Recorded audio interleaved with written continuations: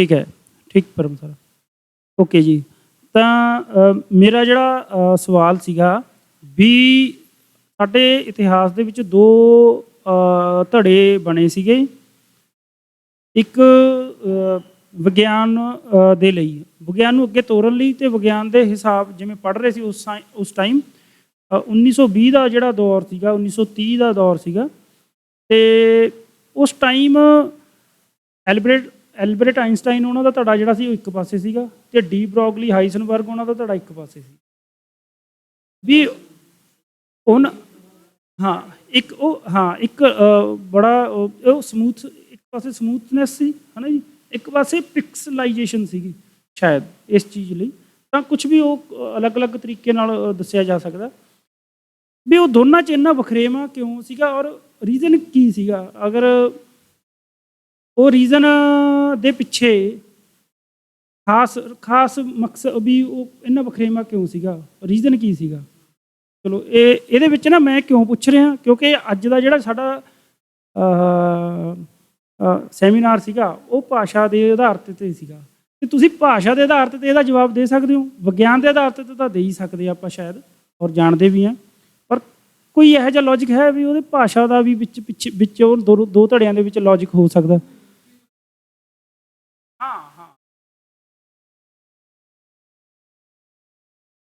ਵਿਗਿਆਨ ਦੇ ਆਧਾਰ 'ਤੇ ਤੁਸੀਂ ਦੱਸ ਦਿਓ ਜਿਹੜੀਆਂ ਦੋ ਅਪਰੋਚਸ ਨੇ, ਦੋ ਧਾਰਨਾਵਾਂ ਨੇ ਕਿ ਇੱਕ ਤਾਂ ਇੱਕ ਹਾਂਜੀ ਉਹੀ ਕਿ ਇੱਕ ਜਿਵੇਂ ਆਇਨਸਟਾਈਨ ਕਹਿੰਦਾ ਕਿ ਕੁਝ ਕਨਸੈਪਟ ਕੁਆਂਟਮ ਵਿਗਿਆਨ ਦੇ ਜਿਹੜੇ ਆ ਕਿ ਉਹ ਬਿਲਕੁਲ ਹੀ ਬਚਕਾਨਾ ਨੇ, ਉਹ ਨਹੀਂ ਸਮਝਦਾ ਹੈ ਨਾ। ਦੂਜੇ ਪਾਸੇ ਹਾਂਜੀ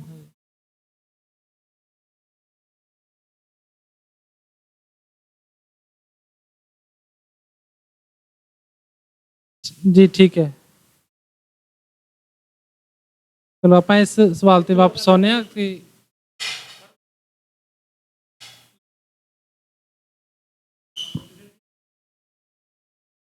ਨਹੀਂ ਉਹ ਚਲੋ ਆਪਣੇ ਆਪਸ ਵਿੱਚ ਜਿਹੜੀ ਗੱਲਬਾਤ ਕਰਦੇ ਆਪਾਂ ਥੋੜ੍ਹੀ ਖੁੱਲ੍ਹ ਕੇ ਕਰ ਸਕਦੇ ਹਾਂ। ਨੋ ਡਾਊਟ ਜਿਹੜਾ ਆਪਾਂ ਨੇ ਉਹ ਵੀ ਦੇਣੀ YouTube 'ਤੇ। ਕੀ ਤੁਸੀਂ ਕੀ ਜਾਣਨਾ ਚਾਹੁੰਦੇ ਵੀ ਕਿ ਉਸ ਵੇਲੇ ਕੋਈ ਜਿਹੜਾ ਵਖਰੇਵਾਂ ਸੀਗਾ ਵਿਚਾਰਾਂ ਦਾ ਸਾਇੰਟਿਸਟਾਂ ਦੇ ਆਪਸ ਵਿੱਚ, ਅਤੇ ਉਹ ਭਾਸ਼ਾ ਦੇ ਆਧਾਰ 'ਤੇ ਸੀ, ਮਤਲਬ ਉਸ ਦੇ ਬਾਰੇ ਕੀ ਕਿਹਾ ਜਾ ਸਕਦਾ। ਨਹੀਂ ਉਹ ਨੌਲੇਜ ਦੇ ਬੇਸ 'ਤੇ ਸੀਗਾ ਜੀ ਮੇਰੇ ਖਿਆਲ ਨਾਲ। ਭਾਸ਼ਾ ਤਾਂ ਉਹਨਾਂ ਦੀ ਅਲੱਗ-ਅਲੱਗ ਹੋ ਸਕਦੀ ਹੈ, ਪਰ ਉਹ ਸਾਰੇ ਉਹਨਾਂ ਨੇ ਮਤਲਬ ਮੈਂ ਨਹੀਂ ਜਾਣਦਾ ਕਿ ਉਹਨਾਂ 'ਚੋਂ ਕਿਹੜਾ ਵਿਗਿਆਨੀ ਕਿਹੜੀ ਮੂਲ ਭਾਸ਼ਾ ਦਾ ਸੀ, ਕਿ ਉਹ ਜਿਵੇਂ ਜਰਮਨੀ ਦੀ ਮੂਲ ਭਾਸ਼ਾ ਹੋਏਗੀ ਉਹਦੀ। ਅਤੇ ਪਰ ਇੱਕ ਚੀਜ਼ ਮੈਂ ਦੇਖੀ ਗੂਗਲ ਟਰਾਂਸਲੇਟ ਦੇ ਉੱਤੇ ਜਾਂ ਟਰਾਂਸਲੇਟ ਕਰਦੇ ਆ ਨਾ, ਜਿਹੜੀ ਅੰਗਰੇਜ਼ੀ ਜਿਹੜੀ ਕੁਛ ਭਾਸ਼ਾਵਾਂ ਦੀ ਆਪਸ ਵਿੱਚ ਉਹਨਾਂ ਦਾ ਉਹ ਗ੍ਰਾਮਰ ਸਾਂਝਾ ਹੈ, ਵੀ ਉਹ ਉਹਨਾਂ ਦੀ ਐਗਜ਼ੈਕਟ ਕਰ ਦਿੰਦੀ ਹੈ ਟਰਾਂਸਲੇਸ਼ਨ, ਵੀ ਉਹ ਆਪਣੇ ਪੰਜਾਬੀ ਲਈ 10-10 ਅੱਖਰ ਬਣਦੇ ਨੇ ਉਹਨਾਂ ਲਈ ਇੱਕੋ ਬਣਦਾ ਉਹਦੇ ਬਦਲੇ 'ਚ। ਅਤੇ ਉਸ ਨੂੰ ਤੁਸੀਂ ਮਤਲਬ ਪਹਿਲਾਂ ਪੰਜਾਬੀ ਤੋਂ ਜਰਮਨ ਵਿੱਚ ਟਰਾਂਸਲੇਟ ਕਰੋ, ਜਰਮਨ ਤੋਂ ਫਿਰ ਦੁਬਾਰਾ ਅੰਗਰੇਜ਼ੀ ਬਣਾਓ ਤਾਂ ਉਹ ਸੇਮ ਬਣਾ ਦਿੰਦਾ ਹੈ। ਅਤੇ ਹੁਣ ਉਹਦੀ ਪਹਿਲਾਂ ਪੰਜਾਬੀ ਕਰੀਏ ਅਤੇ ਪੰਜਾਬੀ ਤੋਂ ਬਾਅਦ 'ਚੋਂ ਫਿਰ ਦੁਬਾਰਾ ਅੰਗਰੇਜ਼ੀ ਪਰ ਪਹੁੰਚੀਏ ਤਾਂ ਉਹ ਦਿੱਕਤ ਮੇਰੇ ਖਿਆਲ ਕਈ ਐਕਸਪੈਰੀਮੈਂਟ ਮੈਂ ਕਰਦਾ ਰਹਿੰਦਾ ਸੀ ਮੈਂ ਇੱਦਾਂ ਇਹਦੇ 'ਚ ਪੂਰੇ ਪੈਰਾਗ੍ਰਾਫ ਵਾਲੇ। ਤਾਂ ਗੱਲ ਇਹੀ ਨਿਕਲ ਕੇ ਆਈ ਸੀਗੀ। ਇਹ ਤਾਂ ਭੁੱਟਾ ਕਾਲਜ ਵਿੱਚ ਵੀ ਕਾਨਫਰੰਸ ਹੋਈ ਸੀ, ਮੈਨੂੰ ਬੁਲਾਇਆ ਸੀ ਉਹਨਾਂ ਨੇ, ਤਾਂ ਉਹਦੇ ਵਿੱਚ ਮੈਂ ਇਹੀ ਕਿਹਾ ਸੀ। ਅਤੇ ਬਾਅਦ ਵਿੱਚੋਂ ਫਿਰ ਮੈਂ ਦੇਖਿਆ ਕਿ ਹੋਰ ਵੀ ਲੋਕਾਂ ਦਾ ਇਹੀ ਵਿਚਾਰ ਹੈ ਕਿ ਅੰਗਰੇਜ਼ਾਂ ਨੇ ਕੀ ਕੀਤਾ, ਸਾਰੀਆਂ ਭਾਸ਼ਾਵਾਂ ਨੂੰ ਆਪਣੀ ਭਾਸ਼ਾ ਵਿੱਚ ਟਰਾਂਸਲੇਟ ਕਰ ਲਿਆ। ਸਾਇੰਸ ਦਾ ਲਿਟਰੇਚਰ ਉਹਨਾਂ ਨੇ ਬਣਾ ਲਿਆ ਬਾਕੀ ਭਾਸ਼ਾਵਾਂ ਤੋਂ, ਕਿਉਂਕਿ ਸਾਰੀਆਂ ਖੋਜਾਂ ਤਾਂ ਅੰਗਰੇਜ਼ੀ 'ਚ ਨਹੀਂ ਹੋਈਆਂ, ਕੋਈ ਜਰਮਨੀ 'ਚ ਹੋਈ ਆ, ਕੋਈ ਕਿਸੇ ਹੋਰ ਭਾਸ਼ਾ 'ਚ ਹੋਈ ਆ, ਕੋਈ ਪੰਜਾਬੀ 'ਚ ਵੀ ਕੋਈ ਇਹਦੇ 'ਚ ਇੰਡੀਆ 'ਚ ਹੋਈ ਆ ਕੋਈ ਖੋਜ। ਉਹਨਾਂ ਨੇ ਸਭ ਤੋਂ ਅਡੋਪਟ ਕਰ ਲਿਆ, ਉਹਨਾਂ ਦੇ ਸ਼ਬਦ ਵੀ ਅਪਣਾ ਲਏ ਉਹਨਾਂ ਨੇ। ਈਵਨ ਹੁਣ ਸਾਡੇ ਥੋੜ੍ਹੀ ਜਿਹੀ ਕੱਟੜਤਾ ਹੈ ਪੰਜਾਬੀ 'ਚ, ਵੀ ਅਸੀਂ ਕਹਿੰਦੇ ਵੀ ਸਾਡੇ ਵਰਗਾ ਪੰਜਾਬੀ ਸ਼ਬਦ ਹੋਣਾ ਚਾਹੀਦਾ, ਵੀ ਉਹ ਪੰਜਾਬੀ ਸ਼ਬਦ ਕਿੰਨੇ ਕੁ ਲੱਭੀ ਜਾਊਂਗੇ। ਹੁਣ ਮੈਨੂੰ ਕਈ ਵਾਰੀ ਲੱਗਦਾ ਕਿ ਮੈਂ ਉਲਝ ਗਿਆ, ਅਗਰ ਮੈਂ ਪੰਜਾਬੀ ਸ਼ਬਦ ਲੱਭਣ ਬੈਠ ਗਿਆ ਮੈਂ ਉਲਝ ਗਿਆ, ਟਰਾਂਸਲੇਸ਼ਨ ਕਦੋਂ ਕਰੂੰਗਾ, ਫਿਰ ਮੈਂ ਸ਼ਬਦ ਲੱਭਦਾ ਫਿਰੀ ਜਾਊਂਗਾ। ਫਿਰ ਉਹ ਸ਼ਬਦ ਲੱਭਣ ਲਈ ਮੈਂ ਇੱਕ ਅਲੱਗ ਚੈਨਲ ਬਣਾਇਆ, ਵਿਗਿਆਨਿਕ ਪੰਜਾਬੀ ਵਾਲਾ, ਸਾਇੰਟੀਫਿਕ ਪੰਜਾਬੀ। ਉਹਦੇ 'ਚ ਮੈਂ ਡਿਕਸ਼ਨਰੀ ਦੇਣੀ ਹੈ, ਉਹ ਡਿਕਸ਼ਨਰੀ ਲਈ ਹੈ ਸਿਰਫ, ਹਰ ਸ਼ਬਦ ਦੀ ਇੱਕ ਲਾਈਨ ਦੇ ਵਿੱਚ ਵਿਆਖਿਆ ਬਸ, ਪੰਜਾਬੀ ਟੂ ਪੰਜਾਬੀ। ਕਿਉਂਕਿ ਅਗਰ ਮੈਂ ਆਈਗਨ ਵੈਲਿਊ ਲਿਖਾਂ, ਆਈਗਨ ਵੈਲਿਊ ਦਾ ਅੰਗਰੇਜ਼ੀ ਵਿੱਚ ਮੁੱਲ ਪੰਜਾਬੀ 'ਚ ਜਿਹੜਾ ਮਤਲਬ ਆ ਉਹ ਹੈਗਾ ਸਵੈ ਮੁੱਲ। ਆਈਗਨ ਦਾ ਮਤਲਬ ਸਵੈ ਹੈ, ਸਵੈ ਮੁੱਲ। ਹੁਣ ਉਹ ਸਵੈ ਮੁੱਲ ਲਿਖਾਂਗਾ ਤਾਂ ਮੈਨੂੰ ਸਵੈ ਮੁੱਲ ਦੀ ਡਿਕਸ਼ਨਰੀ ਦੇਣੀ ਪਏਗੀ ਵਾਰ-ਵਾਰ। ਇਸ ਦੀ ਵਜ੍ਹਾ ਅਗਰ ਮੈਂ ਆਈਗਨ ਵੈਲਿਊ ਲਿਖਦਾ ਕਿ ਇਸ ਨੂੰ ਅਡਾਪਟ ਕਰ ਲਾਂਗੇ, ਇਸ ਨੂੰ ਅਸੀਂ ਪੰਜਾਬੀ ਨਵਾਂ ਸ਼ਬਦ ਬਣਾ ਲੈਂਦੇ ਹਾਂ, ਆਪਣੀ ਭਾਸ਼ਾ ਨੂੰ ਅਸੀਂ ਅਮੀਰ ਕਰ ਲੈਂਦੇ ਹਾਂ ਉਹਦੇ ਨਾਲ ਅਸੀਂ ਉਹਦੇ ਮਗਰ ਲੱਗ ਕੇ ਉਹਦੇ ਗੁਲਾਮ ਨਹੀਂ ਹੋ ਰਹੇ, ਉਸ ਨਾਲ ਅਸੀਂ ਆਪਣੀ ਭਾਸ਼ਾ ਨੂੰ ਅਮੀਰ ਕਰ ਰਹੇ ਹਾਂ ਅਤੇ ਉਹ ਰਿਚ ਹੋ ਜਾਏਗੀ ਪੰਜਾਬੀ ਬੋਲੀ। ਹੁਣ ਜਿੰਨੇ ਕੁ ਸ਼ਬਦ ਅਸੀਂ 10ਵੀਂ ਤੱਕ ਪੜ੍ਹ ਲਏ ਪੰਜਾਬੀ ਮੀਡੀਅਮ 'ਚ, ਜਿਵੇਂ ਪੰਜਾਬੀ ਮੀਡੀਅਮ 'ਚ ਵੈਕਟਰ ਨੂੰ ਵੈਕਟਰ ਲਿਖਿਆ ਵਾ ਸੀ, ਅਗਰ ਅੱਜ ਕੱਲ੍ਹ ਮੈਂ ਦੇਖਦਾ ਸਦਿਸ਼ ਵੀ ਲਿਖਿਆ ਵਾ ਆਉਂਦਾ, ਹੁਣ ਮੈਨੂੰ ਸਦਿਸ਼ ਅਜੀਬ ਲੱਗਦਾ ਕਿਉਂਕਿ ਮੈਂ ਵੈਕਟਰ ਹੀ ਪੜ੍ਹਿਆ ਸੀ ਪੰਜਾਬੀ ਮੀਡੀਅਮ ਦੀ ਕਿਤਾਬ ਵਿੱਚ। ਮੇਰੀ ਪੰਜਾਬੀ ਦੀ ਸਾਇੰਸ ਦੀ ਕਿਤਾਬ, ਮਤਲਬ ਸਾਇੰਸ ਦੀ ਜਿਹੜੀ ਕਿਤਾਬ ਸੀ ਪੰਜਾਬੀ ਮੀਡੀਅਮ 'ਚ, ਉਹ ਪੰਜਾਬੀ ਫੋਂਟਾਂ ਵਿੱਚ ਲਿਖੀ ਹੋਈ ਸੀ, ਉਹਨਾਂ ਨੇ ਵੈਕਟਰ ਲਿਖਿਆ ਵਾ ਸੀ ਉਸਨੂੰ, ਅਤੇ ਮੈਂ ਉਹਨੂੰ ਵੈਕਟਰ ਹੀ ਲਿਖਦਾ। ਊਰਜਾ ਨੂੰ ਐਨਰਜੀ ਨਹੀਂ ਲਿਖਿਆ ਵਾ ਸੀ, ਉੱਥੇ ਊਰਜਾ ਲਿਖਿਆ ਵਾ ਸੀ। ਮੈਂ ਜ਼ਿਆਦਾ ਸ਼ਬਦ ਊਰਜਾ ਯੂਜ਼ ਕਰਦਾ। ਊਰਜਾ ਹਿੰਦੀ ਦਾ ਸ਼ਬਦ ਹੈ, ਸੰਸਕ੍ਰਿਤੀ ਦਾ, ਆਪਾਂ ਨੇ ਕੀ ਲੈਣਾ, ਆਪਾਂ ਨੂੰ ਪਤਾ ਹੋਣਾ ਚਾਹੀਦਾ ਊਰਜਾ ਹੁੰਦੀ ਕੀ ਹੈ। ਜਿਵੇਂ ਮੈਂ ਨਾ ਪਹਿਲਾਂ ਕਿਹਾ ਸੀ ਕਿ ਨਾ ਹਰੇਕ ਭਾਸ਼ਾ ਦਾ ਇੱਕ ਸੰਸਾਰ ਹੁੰਦਾ ਅਤੇ ਜਿਹੜੇ ਉਹ ਸੰਸਾਰ ਦੇ ਵਿੱਚ ਲੋਕ ਨੇ ਉਹ ਸ਼ਬਦਾਂ ਨਾਲ ਇੰਨੇ ਜੁੜੇ ਹੁੰਦੇ ਨੇ ਕਿ ਉਹ ਸ਼ਬਦ ਇਕੱਲਾ ਸ਼ਬਦ ਨਹੀਂ ਹੁੰਦਾ ਹੈ ਨਾ ਜੀ, ਉਹ ਉਹਦਾ ਪੂਰੇ ਦਾ ਪੂਰਾ ਬਹੁਤ ਵਿਆਖਿਆ ਹੁੰਦੀ ਆ।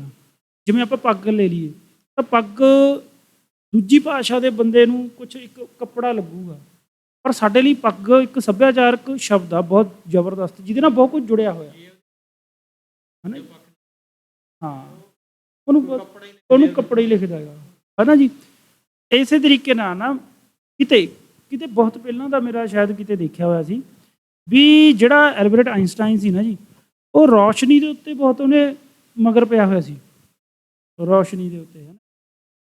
ਔਰ ਰੀਜ਼ਨ ਕੀ ਸੀਗਾ ਕਿ ਜਿਹੜਾ ਉਹਨਾਂ ਦਾ ਗੋਡ ਆ ਨਾ ਮੂਸਾ, ਉਹ ਜਗ੍ਹਾ ਦਾ ਜਿਹੜਾ ਸੀਗਾ ਮੋਸੇਸ ਹੁੰਦਾ ਸ਼ਾਇਦ, ਉਹਦਾ ਅਸਲੀ ਅਰਥ ਰੌਸ਼ਨੀ ਹੁੰਦਾ, ਠੀਕ ਹੈ ਜੀ। ਅਤੇ ਉਹ ਉਹਦੇ ਉੱਤੇ ਉਹ ਚੀਜ਼ ਦਾ ਅਸਰ ਜ਼ਰੂਰ ਸੀਗਾ, ਰੌਸ਼ਨੀ ਸ਼ਬਦ ਦਾ, ਅਤੇ ਉਹਦੀ ਜਿਹੜੀ ਪਰੰਪਰਾਵਾਂ ਸੀ ਜਿਹੜੀਆਂ ਪਿੱਛੇ, ਠੀਕ ਹੈ। ਇੱਧਰੋਂ ਜਿਹੜੇ ਇਹ ਲੋਕ ਸੀਗੇ, ਇਹਨਾਂ ਦੇ ਰੌਸ਼ਨੀ ਦਾ ਅਰਥ ਸ਼ਾਇਦ ਇਹਨਾਂ ਲਈ ਕੁਛ ਹੋਰ ਹੋਣਾ, ਠੀਕ ਹੈ ਨਾ ਜੀ। ਸੋ ਸਾਡੇ ਲਈ ਸ਼ਬਦ ਜਿਵੇਂ ਉਹ ਚਾਨਣ ਸ਼ਬਦ ਆ ਸਾਡੇ ਲਈ, ਹੈ ਨਾ ਜੀ। ਹਾਂਜੀ, ਨਹੀਂ ਮੈਂ ਡਿਸਕਸ ਹਾਂ ਵੀ ਉਹ ਕਿਵੇਂ ਵੀ ਆਪਾਂ ਉਹ ਚੀਜ਼ ਨੂੰ ਲਵਾਂਗੇ ਨਾ, ਵੀ ਸਾਡੇ ਜਿਹੜੇ ਸ਼ਬਦ ਨੇ ਉਹ ਕੁਛ ਹੋਰ ਵੀ ਵਿਆਖਿਆ ਕਰਦੇ ਨੇ ਨਾਲ ਇਕੱਲੇ। ਮੈਨੂੰ ਕਦੇ ਕਦੇ ਗੁਰੂ ਗ੍ਰੰਥ ਸਾਹਿਬ ਦੇ ਵਿੱਚੋਂ ਵੀ ਜੋ ਸੁਣਨ ਨੂੰ ਮਿਲਦਾ ਸ਼ਬਦ ਦੀ ਵਿਆਖਿਆ ਕਿਸੇ ਬਾਬੇ ਵੱਲੋਂ, ਕਿਸੇ ਸੰਤ ਵੱਲੋਂ, ਕਿਸੇ ਵੱਲੋਂ ਵੀ, ਉਹ ਆਉਂਦਾ ਕਿ ਰੱਬ ਜਿਹੜਾ ਉਹ ਗਿਆਨ ਰੂਪ ਹੈ, ਪ੍ਰਕਾਸ਼ ਰੂਪ ਹੈ। ਤਾਂ ਇਸ ਨੂੰ ਅਗਰ ਅਸੀਂ ਸਾਇੰਟੀਫਿਕ ਤਰੀਕੇ ਨਾਲ ਸੋਚ ਕੇ ਦੇਖੀਏ ਤਾਂ ਜਿੰਨਾ ਵੀ ਸੰਸਾਰ ਹੈ, ਜੋ ਰੀਅਲਟੀ ਹੈ, ਜੋ ਪਦਾਰਥ ਹੈ, ਸਾਰਾ ਪ੍ਰਕਾਸ਼ ਹੀ ਹੈ, ਸਾਰਾ ਅਸਲ ਵਿੱਚ ਉਹ ਪ੍ਰਕਾਸ਼ ਹੀ ਹੈ। ਕਿਉਂਕਿ ਉਹ ਮੀਡੀਏਟਰ ਹੈ ਜਿਹੜਾ ਪ੍ਰਕਾਸ਼, ਉਹ ਜਿਵੇਂ ਅਸੀਂ ਕਿਸੇ ਨੂੰ ਚਿੱਠੀ ਦੇ ਕੇ ਭੇਜਦੇ ਹਾਂ ਕਿਤੇ ਅਤੇ ਉਹ ਸਾਨੂੰ ਸੁਨੇਹਾ ਲੈ ਕੇ ਆਉਂਦਾ, ਉਸ ਤਰ੍ਹਾਂ ਨਾਲ ਉਹ ਪ੍ਰਕਾਸ਼ ਹੀ ਇੱਕ ਐਸਾ ਮੀਡੀਏਟਰ ਹੈ ਜੋ ਸਾਨੂੰ ਸੰਸਾਰ ਦਿਖਾਉਂਦਾ ਹੈ। ਉਹੀ ਉਸ ਦਾ ਮੈਸੇਜ ਲੈ ਕੇ ਆਉਂਦਾ ਸਾਡੇ ਕੋਲ ਸੰਸਾਰ ਦਾ। ਸੰਸਾਰ ਸਾਨੂੰ ਉਹੀ ਦਿਖਾਉਂਦਾ ਕਿ ਮੇਰੀ ਅੱਖਾਂ ਦੇ ਸਾਹਮਣੇ ਜਿੰਨਾ ਜੋ ਹੈ ਸਾਰਾ ਪ੍ਰਕਾਸ਼ ਦੀਆਂ ਅਲੱਗ-ਅਲੱਗ ਫਰੀਕੁਐਂਸੀਆਂ ਹੈ, ਅਲੱਗ-ਅਲੱਗ ਕਲਰ ਸਾਨੂੰ ਦਿਖਾਉਂਦਾ, ਅਤੇ ਅਗਰ ਉਹ ਵਖਰੇਵਾਂ ਨਾ ਹੋਵੇ ਫਰੀਕੁਐਂਸੀਆਂ ਦੇ ਵਿੱਚ, ਉਹ ਦਿਖ ਨਹੀਂ ਸਕਦਾ। ਇੱਕ ਬਹੁਤ ਸੋਹਣੀ ਕਵਿਤਾ ਰੌਬ ਬ੍ਰੈਂਟਨ ਦੀ ਅੰਗਰੇਜ਼ੀ ਵਿੱਚ ਹੈ, ਪੰਜਾਬੀ 'ਚ ਮੈਂ ਟਰਾਂਸਲੇਟ ਕੀਤੀ ਵੀ ਆ, ਮੇਰੀ ਦੂਜੀ ਕਿਤਾਬ ਦੇ ਵਿੱਚ ਹੈ, ਧੁੰਦ ਹੀ ਧੁੰਦ, ਕਿ ਸਭ ਪਾਸੇ ਅਗਰ ਧੁੰਦ ਹੋਵੇ, ਚਿੱਟਾ ਹੀ ਚਿੱਟਾ, ਸਾਰਾ ਸੰਸਾਰ ਚਿੱਟਾ ਹੋਵੇ, ਤੁਹਾਡੇ ਹੱਥ ਵੀ ਚਿੱਟੇ, ਤੁਹਾਡੀ ਬੋਡੀ ਪੂਰੀ ਚਿੱਟੀ, ਕੋਈ ਕਲਰ ਹੋਰ ਹੋਵੇ ਹੀ ਨਾ, ਸਾਰਾ ਕੁਝ ਚਿੱਟਾ ਹੋਵੇ, ਤੁਸੀਂ ਕਿਵੇਂ ਪਛਾਣੋਗੇ, ਕਿਵੇਂ ਅਲੱਗ ਕਰੋਗੇ ਕਿਸੇ ਚੀਜ਼ ਨੂੰ ਅਗਰ ਇੱਕੋ ਫਰੀਕੁਐਂਸੀ ਹੋਈ ਸਾਰੀ? ਉਹ ਵਖਰੇਵਾਂ ਜ਼ਰੂਰੀ ਹੈ, ਉਹ ਵਿਭਿੰਨਤਾ ਜ਼ਰੂਰੀ ਹੈ ਇਕੱਲੀ ਇਕੱਲੀ ਚੀਜ਼ 'ਚ। ਤਾਂ ਉਹ ਪ੍ਰਕਾਸ਼ ਹੀ ਹੈ, ਉਸੇ ਦੀ ਜਿਹੜੀ ਸਟੱਡੀ ਹੈ। ਜਦੋਂ ਤੁਸੀਂ ਇਹਦੀ ਬ੍ਰਹਿਮੰਡ ਦੀ ਕ੍ਰੀਏਸ਼ਨ ਦੀ ਵੀ ਗੱਲ ਆਉਂਦੀ ਹੈ, ਉੱਥੇ ਵੀ ਗੱਲ ਇੰਨੀ ਕਿ ਆਉਂਦੀ ਹੈ ਕਿ ਅਬਜ਼ਰਵੇਸ਼ਨ ਦਾ ਵੀ ਜਿਹੜਾ ਐਕਟ ਹੈ ਉਹ ਲਾਈਟ ਨਾਲ ਹੁੰਦਾ ਹੈ। ਲਾਈਟ ਇੱਕ ਸਮਝਣ ਵਾਲੀ ਚੀਜ਼ ਹੈ, ਅਤੇ ਬਹੁਤ ਵਧੀਆ ਗੱਲ ਇਹ ਹੋਈ ਕਿ ਚਲੋ ਮੈਂ ਲਾਈਟ ਨੂੰ ਸਮਝਣਾ ਚਾਹੁੰਦਾ ਸੀ, ਅਤੇ ਉਸ ਦੇ ਵਿੱਚ ਇੱਕ ਮੈਟ੍ਰਿਕਸ ਆਉਂਦਾ ਸੀ ਲਾਈਟ ਬਾਰੇ, ਅਤੇ ਉਹ ਮੈਟ੍ਰਿਕਸ ਦੇ ਮੀਨਿੰਗ ਕੀ, ਉਹਦੇ ਇਕੱਲੇ ਇਕੱਲੇ ਐਲੀਮੈਂਟ ਦੇ। ਪਿਛਲੇ ਦਿਨਾਂ 'ਚ ਜਿਹੜਾ ਮੈਂ ਆਖਰੀ ਲਾਸਟ ਆਪਣਾ ਲੈਕਚਰ ਇਹਦੇ 'ਚ ਪਾਇਆ ਵੀਡੀਓ 17ਵਾਂ ਪਾਰਟ, ਬਹੁਤ ਨੀਂਦ ਆਉਂਦੀ ਸੀ ਮੈਨੂੰ ਜਦੋਂ ਮੈਂ ਉਹ ਪੋਸਟ ਕੀਤਾ, ਜਦੋਂ ਮੈਂ ਉਹਦੀ ਆਡੀਓ ਭਰੀ ਉਹਦੇ 'ਚ ਨੀਂਦ ਆਉਂਦੀ ਸੀ ਕਈ ਵਾਰ। ਫਿਰ ਸੋਚਿਆ ਔਖਾ ਸੌਖਾ ਇਹਨੂੰ ਲਾ ਦੇਵਾਂ ਸਿਰੇ। ਉਸ ਦੇ ਵਿੱਚ ਇੱਕ ਚੀਜ਼ ਦੀ ਮੈਨੂੰ ਪਤਾ ਲੱਗਿਆ ਕਿ ਉਹਨਾਂ ਨੂੰ ਗਣਿਤਿਕ ਰੂਪ ਦੇ ਵਿੱਚ ਉਸ ਨੂੰ ਕਿਵੇਂ ਦਰਸਾਉਣਾ ਹੈ ਅਸੀਂ, ਕਿ ਸੰਸਾਰ ਕਿਸੇ ਅਬਜ਼ਰਵੇਸ਼ਨ ਦੇ ਐਕਟ ਨਾਲ ਇੱਕ ਆਈਗਨ ਅਵਸਥਾ ਸਾਨੂੰ ਪ੍ਰਗਟ ਮਿਲਦੀ ਹੈ, ਉਸਦੀ ਮਤਲਬ ਇੱਕ 'ਤੇ ਜੰਪ ਕਰਦਾ ਸਿਸਟਮ,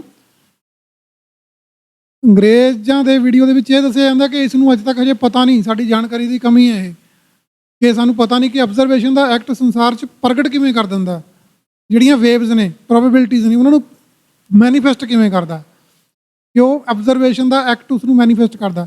ਸਾਨੂੰ ਇਹ ਤਾਂ ਨਹੀਂ ਪਤਾ ਲੱਗਿਆ ਚਲੋ ਕਿ ਉਹ ਕਿਵੇਂ ਕਰਦਾ, ਲੇਕਿਨ ਉਸ ਨੂੰ ਗਣਿਤਕ ਰੂਪ 'ਚ ਦਰਸਾਉਣਾ ਕਿਵੇਂ ਹੈ, ਉਹ ਉਸ ਪਾਰਟ ਵਿੱਚ, ਤੇ ਮੈਂ ਉਸ ਨੂੰ ਬੋਰਿੰਗ ਸਮਝਦਾ ਸੀ। ਇਹ ਬੜਾ ਬੋਰਿੰਗ ਜਿਹਾ ਪਾਰਟ ਹੈ ਉਹ, ਜਿਹੜਾ ਸੁਸਕਿੰਡ ਹੈ, ਲਿਓਨਾਰਡ ਸਸਕਿੰਡ। ਮੈਂ ਕਿਹਾ ਇੰਟੈਂਗਲਮੈਂਟ ਦਾ ਖੜਾ ਹੀ ਨਹੀਂ ਛੱਡਦਾ ਇਹ, 3-4 ਲੈਕਚਰ ਯਾਰ ਇੰਟੈਂਗਲਮੈਂਟ ਦੇ ਚੱਲ ਰਹੇ ਆ ਉਹਦੇ ਵਿੱਚ। ਮੈਂ ਕਿਹਾ ਅੱਗੇ ਮੈਂ ਫਟਾਫਟ ਅੱਗੇ ਐਨਰਜੀ ਲੈਵਲ ਵਗੈਰਾ ਵਗੈਰਾ ਇਹਨਾਂ ਨੂੰ ਪਹੁੰਚਣਾ ਚਾਹੁੰਦਾ, ਇਹਨਾਂ 'ਤੇ ਵੀ ਮੈਂ ਇਹਨਾਂ ਦੇ ਉੱਤੇ ਥੋੜ੍ਹਾ ਹੋਰ ਮੈਨੂੰ ਡੀਪਲੀ ਸਿੱਖ ਸਕਾਂ, ਕਿਉਂਕਿ ਮੈਂ ਪੜ੍ਹਾਉਂਦੇ ਵਕਤ, ਲੈਕਚਰ ਪੜ੍ਹਾਉਂਦੇ ਵਕਤ 4 ਗੁਣਾ ਜ਼ਿਆਦਾ ਸਿੱਖਦਾ ਦੇਖਣ ਨਾਲੋਂ। ਮੈਂ ਉਸ ਨੂੰ ਟਾਈਪ ਕਰਦਾ ਖੁਦ, ਤੇ ਉਸ ਵੇਲੇ ਮਤਲਬ ਇੱਦਾਂ ਦਾ ਕੰਮ ਹੈ ਉਹ ਵੀਡੀਓ ਬਣਾਉਣੀ, ਆਡੀਓ ਤਾਂ ਬਾਅਦ 'ਚੋਂ ਦੇਣੀ ਹੈ ਘੰਟੇ ਦੀ, ਲੇਕਿਨ ਵੀਡੀਓ ਬਣਾਉਣ ਵੇਲੇ ਮੈਂ ਗਾਣੇ ਲਾ ਸਕਦਾ ਉੱਥੇ ਆਪਣੇ ਆਪ ਨੂੰ ਬੋਰੀਅਤ ਤੋਂ ਬਚਾਉਣ ਲਈ, ਕਿਉਂਕਿ ਕਾਪੀ ਪੇਸਟ ਕਰ ਰਿਹਾ ਹੁੰਦਾ, ਮੈਂ ਕਾਪੀ ਪੇਸਟ ਕਰਕੇ ਮੈਂ ਵੀਡੀਓ ਬਣਾ ਸਕਦਾ, ਪਰ ਮੈਂ ਉਸਦੇ ਉੱਤੇ ਗਾਣੇ ਨਹੀਂ ਲਾਉਂਦਾ। ਮੈਂ ਉਸ ਨੂੰ ਸ਼ਾਂਤੀਮਈ ਤਰੀਕੇ ਨਾਲ ਟਾਈਪ ਕਰਦੇ ਵਕਤ ਪੜ੍ਹਦਾ ਹਾਂ ਤਾਂ ਜੋ ਬਾਅਦ 'ਚੋਂ ਬੋਲ ਸਕਾਂ।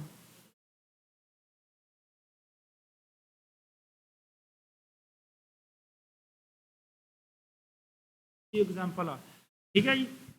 ਸਾਡੀ ਭਾਸ਼ਾਵਾਂ ਨਾ, ਇਹ ਵੀ ਬਸ ਇੱਕ ਗੱਲ ਇਹਦਾ ਕਨਕਲੂਜਨ ਕੱਢਦੀ ਇਹੀ ਚੀਜ਼ ਦਾ, ਵੀ ਜਿਹੜੀ ਭਾਸ਼ਾ ਨਾ ਇਹ ਇਨਸਾਨ ਨੂੰ ਬਾਕੀ ਜੀਵ ਜੰਤੂਆਂ ਤੋਂ ਕਿਵੇਂ ਵੱਖਰਾ ਕਰਦੀ ਆ, ਕਿਹੜੀ ਚੀਜ਼ ਆ, ਤਾਂ ਉਹਦਾ ਜਵਾਬ ਭਾਸ਼ਾ ਆ ਜਾਂਦਾ। ਬਸ ਭਾਸ਼ਾ ਹੀ ਆ, ਹੋਰ ਇਨਸਾਨ 'ਚ ਕੋਈ ਖਾਸੀਅਤ ਨਹੀਂ ਜੀ, ਨਾ ਇਨਸਾਨ ਸੋਚ ਵੀ ਨਹੀਂ ਸਕਦਾ ਗਾ ਜਿੰਨੀ ਛੇਤੀ ਬਾਕੀ ਜਾਨਵਰ ਸੋਚ ਸਕਦੇ ਨੇ, ਨਾ ਤੁਰ ਸਕਦਾ, ਭੱਜਣ 'ਚ ਵੀ ਬਹੁਤ ਪਿੱਛੇ ਆ, ਸਮੈਲ ਕਰਨ ਦੇ ਵਿੱਚ ਵੀ ਬਹੁਤ ਪਿੱਛੇ ਆ, ਦੇਖਣ ਵਿੱਚ ਵੀ ਬਹੁਤ ਪਿੱਛੇ ਆ।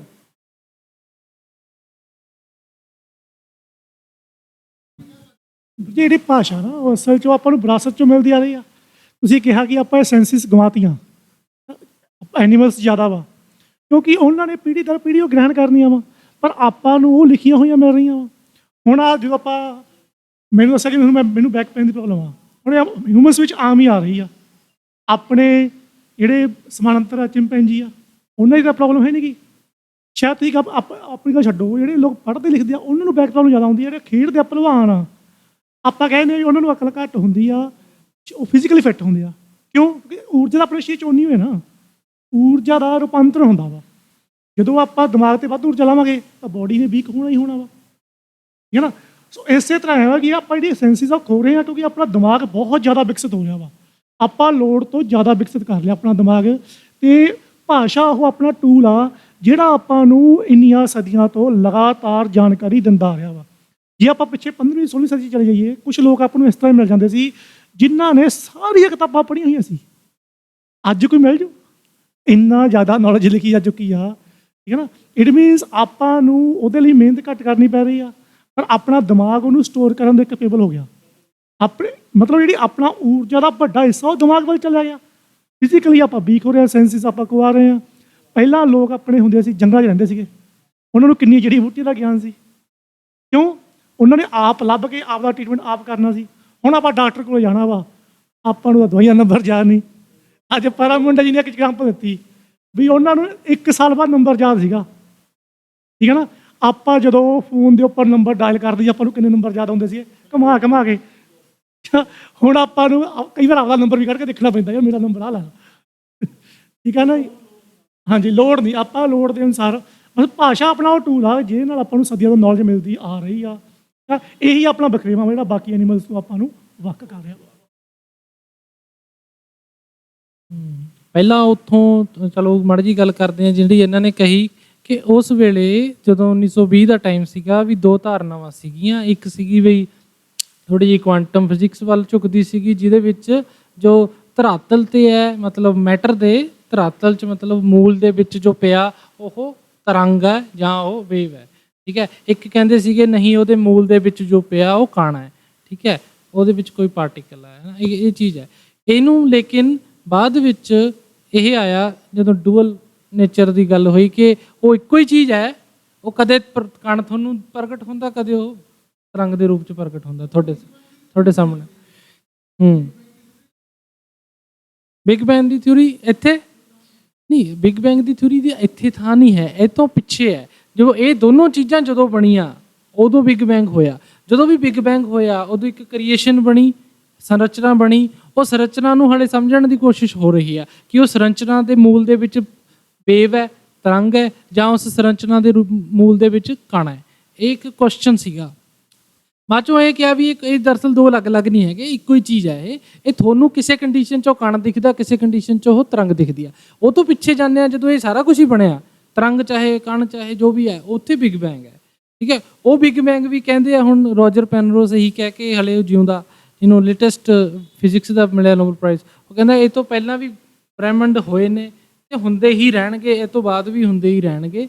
ਇਹ ਇੱਕ ਬ੍ਰਹਿਮੰਡ ਨਹੀਂ ਹੈ, ਉਹਦੇ ਮੈਥਮੈਟਿਕਲੀ ਪ੍ਰੂਵ ਕਰਤਾ। ਇਹ ਮਤਲਬ ਮੈਥਮੈਟਿਕਸ 'ਚ ਜੋ ਚੀਜ਼ ਪ੍ਰੂਵ ਹੋ ਜਾਂਦੀ ਹੈ ਉਹ ਤੁਹਾਨੂੰ ਪਤਾ ਇਸ ਯੂਨੀਵਰਸ 'ਚ ਨਹੀਂ ਤਾਂ ਕਿਸੇ ਯੂਨੀਵਰਸ 'ਚ, ਜਾਂ ਕਹਿ ਲਓ ਕਿਸੇ ਵੀ, ਉਹੀ ਤੁਹਾਡੀ ਕੁਆਂਟਮ ਮਕੈਨਿਕਸ ਵਾਲੀ ਕਿਸੇ ਵੀ ਇੱਕ ਪਰਿਸਥਿਤੀ ਦੇ ਵਿੱਚ ਉਹ ਸੱਚ ਹੋ ਜਾਂਦਾ, ਜਿਹੜਾ ਕਿ ਇੱਕ ਵਾਰੀ ਮੈਥਮੈਟਿਕਲੀ ਪ੍ਰੂਵ ਹੋ ਗਿਆ।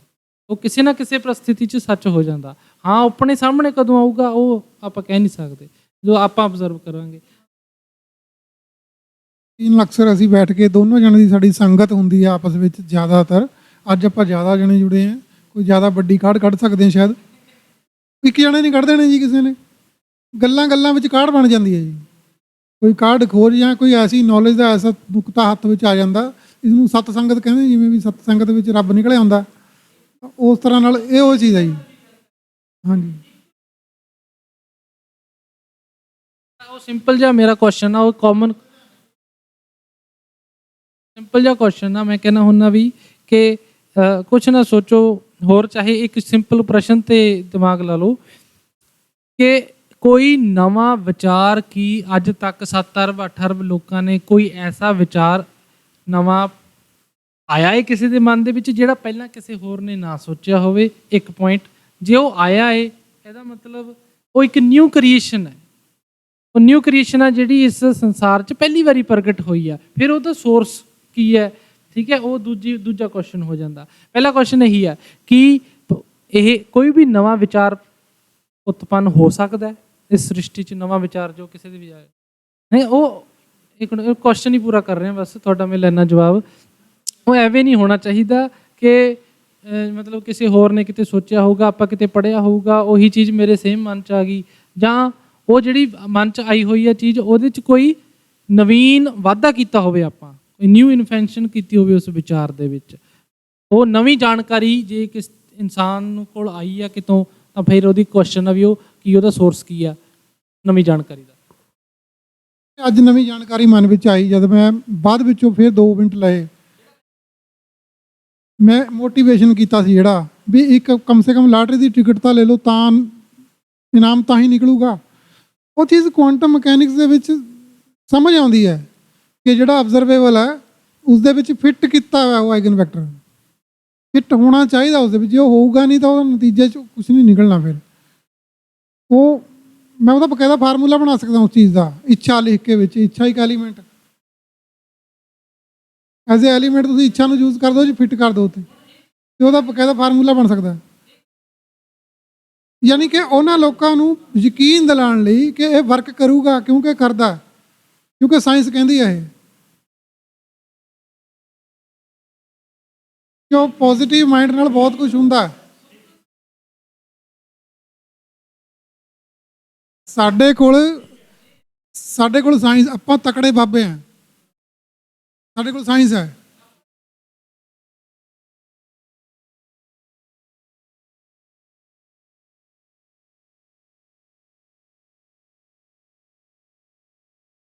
ਹਾਂਜੀ,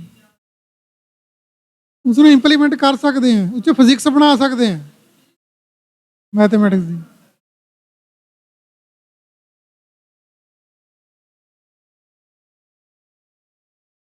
ਨਹੀਂ, ਅਸੀਂ ਬਾਲੀਆ ਜੀ ਤੇ ਮੈਂ ਬੈਠ ਕੇ, ਜਿਵੇਂ ਮੈਂ ਗੱਲ ਕਰ ਰਿਹਾ ਸੀ, ਅਸੀਂ ਇੱਕ ਐਕਸਪੈਰੀਮੈਂਟ ਕਰਦੇ ਹੁੰਦੇ। ਅਸੀਂ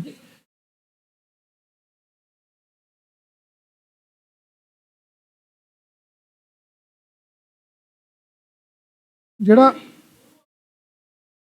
ਆਈਨਸਟਾਈਨ ਤੇ ਨੀਲ ਬੋਹਰ ਦਾ ਜੋ ਡਿਬੇਟ ਸੀਗਾ, ਉਹ ਇਸ ਟਾਈਪ ਦਾ ਸੀਗਾ ਵੀ ਮੈਂ ਬਾਲੀਆ ਜੀ ਨੂੰ ਦੱਸ ਰਿਹਾ ਕਿ ਬਾਲੀਆ ਜੀ, ਤੁਹਾਡੀ ਘਰ ਵਾਲੀ ਨੇ ਤੁਹਾਨੂੰ ਇੱਕ ਟਿਫਨ ਦੇ ਕੇ ਭੇਜਤਾ, ਜਿਸ ਉਸਨੇ ਦੱਸਤਾ ਕਿ ਇਸ 'ਚ ਦਾਲ ਸਬਜ਼ੀ ਤੁਹਾਡੀ ਮੈਂ ਪਾਤੀ, ਰੋਟੀ ਲੈ ਕੇ ਖਾ ਲਿਓ ਉੱਥੋਂ ਕਿਤੇ, ਠੀਕ ਹੈ ਨਾ।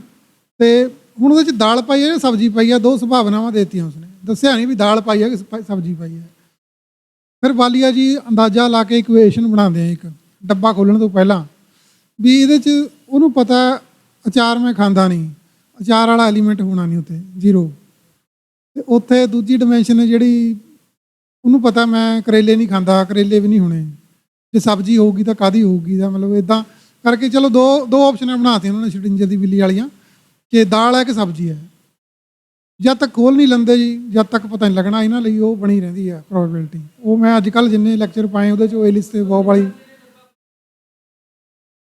ਪਰ ਉਹਦੇ 'ਚ ਪਹਿਲਾਂ ਹੀ ਫਿੱਟ, ਪਰ ਉਹ ਪਹਿਲਾਂ ਹੀ ਫਿੱਟ ਆ ਉਸ ਵਿੱਚ।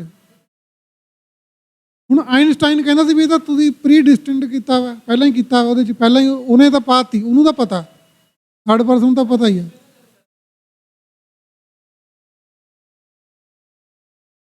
ਵੀ ਜਿਹੜੀ ਰਿਐਲਿਟੀ ਆ ਉਹ ਐਗਜ਼ਿਸਟ ਕਰਦੀ ਆ, ਮਨੁੱਖ ਉਹਦੇ ਤੱਕ ਕਿੱਦਾਂ ਪਹੁੰਚੇ ਜਾਂ ਉਹਦਾ ਸਹੀ ਅੰਦਾਜ਼ਾ, ਬਿਲਕੁਲ ਬਿਲਕੁਲ ਅਸੀਂ ਖੋਜਦੇ, ਡਿਸਕਵਰ ਕਰਦੇ ਹਾਂ ਅਸੀਂ, ਠੀਕ ਹੈ। ਨਾਲ ਇੱਕ ਚੀਜ਼ ਇਹ ਵੀ ਆ ਵੀ ਚਾਹੇ ਉਹ ਬ੍ਰਹਿਮੰਡ ਆ ਚਾਹੇ ਅਸੀਂ ਆ, ਹਰ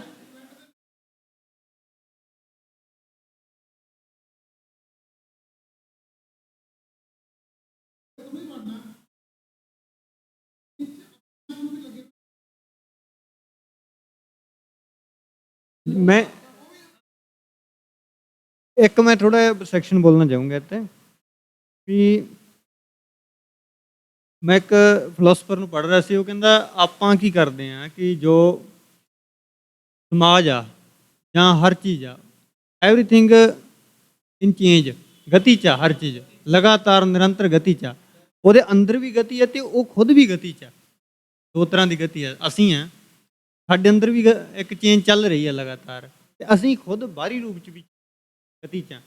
ਜਿਵੇਂ ਅਰਥ ਆਪਣੀ ਉਹਦੇ ਅੰਦਰ ਵੀ ਗਤੀ ਹੈ, ਅਰਥ ਖੁਦ ਵੀ ਗਤੀ 'ਚ ਹੈ। ਬ੍ਰਹਿਮੰਡ ਦੇ ਅਕੋਰਡਿੰਗ ਦੇਖੀਏ ਤਾਂ ਅਸੀਂ ਕੀ ਕਰਦੇ ਹਾਂ, ਅਸੀਂ ਉਹਦੀ ਵੱਧ ਤੋਂ ਵੱਧ ਸਹੀ ਇਵੈਲੂਏਸ਼ਨ ਕਰਦੇ ਹਾਂ ਵੀ ਅਸਲ ਵਿੱਚ ਇਹ ਹੈ ਕੀ, ਵੱਧ ਤੋਂ ਵੱਧ ਅੰਦਾਜ਼ਾ ਲਾਉਣੇ ਆ, ਅੰਦਾਜ਼ਾ ਵੀ ਕੀ, ਵੱਧ ਤੋਂ ਵੱਧ ਸਹੀ ਅੰਦਾਜ਼ਾ ਲਾਉਣੇ ਆ। ਅਸਲ ਵਿੱਚ ਰਿਐਲਿਟੀ ਤਾਂ ਐਗਜ਼ਿਸਟ ਪਹਿਲਾਂ ਕਰਦੀ ਆ, ਅਸੀਂ ਉਹ ਰਿਐਲਿਟੀ ਨੂੰ ਆਪਦੇ ਮਾਈਂਡ ਦੇ ਵਿੱਚ ਸਮਾਉਣ ਦੀ ਕੋਸ਼ਿਸ਼ ਕਰਦੇ ਹਾਂ ਵੀ ਅਸਲ ਵਿੱਚ ਇਹ ਇੱਦਾਂ ਹੈ। ਉਹਦੇ ਲਈ ਫਿਲੋਸਫੀਕਲ ਮੈਥਡਸ ਨੇ, ਠੀਕ ਹੈ। ਦੋ ਹੀ ਰੀਜ਼ਨ ਨੇ ਨਾ, ਇੱਕ ਤਾਂ ਫਲਸਫਾ ਕੀ ਹੈ, ਇੱਕ ਫਲਸਫੇ ਦਾ ਮੈਥਡ ਕੀ ਹੈ।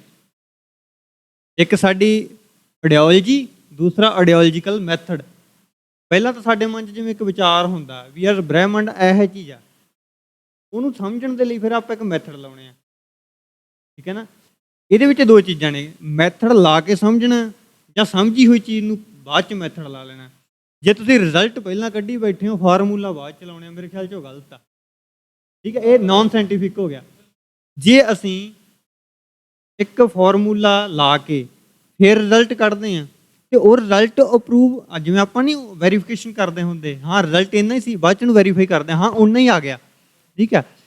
ਅਸਲ ਵਿੱਚ ਸਾਇੰਸ ਉਹ ਆ, ਸਾਇੰਸ ਅਪਰੂਵ ਕਰਦੀ ਆ ਉਹਨੂੰ ਵੀ ਹਾਂ ਇੰਨਾ ਹੀ ਸੋਚਿਆ ਸੀ, ਇੰਨਾ ਹੀ ਆ ਗਿਆ, ਠੀਕ ਹੈ। ਅਸਲ ਸਾਇੰਸ ਉਹ ਆ ਜਿਹੜੀ ਦੂਜੀ ਆ, ਜਿਹਦੇ ਵਿੱਚ ਮਤਲਬ ਫਰਕ ਪੈ ਜਾਂਦਾ, ਉਹ ਸਾਇੰਸ ਨਹੀਂ ਗੀ, ਉਹਦੇ ਵਿੱਚ ਕਿਤੇ ਨਾ ਕਿਤੇ ਮਤਲਬ ਗੈਪਸ ਨੇ। ਐਵੇਂ ਵੀ ਨਹੀਂ ਹੈਗਾ, ਸਾਇੰਸ ਇੱਕ ਖੋਜ ਦੇ ਰੂਪ 'ਚ ਵੀ ਹੈ। ਉੱਥੇ ਇਹ ਵੀ ਪਤਾ ਹੈ ਵੀ ਪਤਾ ਨਹੀਂ ਕਿੰਨੇ ਕੁ ਰਿਜ਼ਲਟ ਹੋ ਸਕਦੇ ਆ, ਕੋਈ ਪਤਾ ਨਹੀਂ ਹੈ।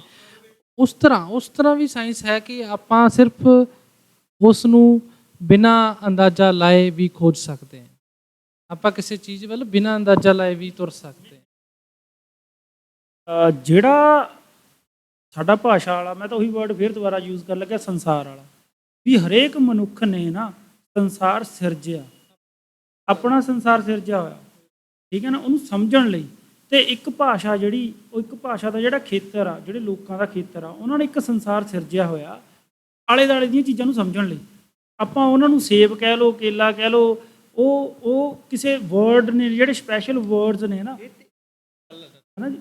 ਦੇਖੋ ਹਰ ਮਨੁੱਖ ਸਮਾਜ ਸਿਰਜਦਾ ਆਪਦੇ ਅੰਦਰ, ਜਿਵੇਂ ਆਪਾਂ ਪਹਿਲਾਂ ਕਹਿ ਕੇ ਹਟੇ ਹਾਂ ਵੀ ਉਹ ਇੱਕ ਅੰਦਾਜ਼ਾ ਲਾਉਂਦਾ, ਚਲੋ ਉਹਨੂੰ ਭਾਸ਼ਾ 'ਚ ਡਿਸਕ੍ਰਾਈਬ ਕਰਦਾ ਨਾ ਬਾਅਦ 'ਚ ਉਹ, ਤਾਂ ਉਹਦੇ ਵਿੱਚ ਜਿਹੜੀ ਅਸਲ ਵਿੱਚ ਜਿਹੜੀ ਰਿਐਲਿਟੀ ਆ, ਜਿਵੇਂ ਆਪਾਂ ਨੇ ਉਹ ਯੂਨੀਵਰਸਲ ਆ ਨਾ, ਉਹ ਯੂਨੀਵਰਸਲ ਆ।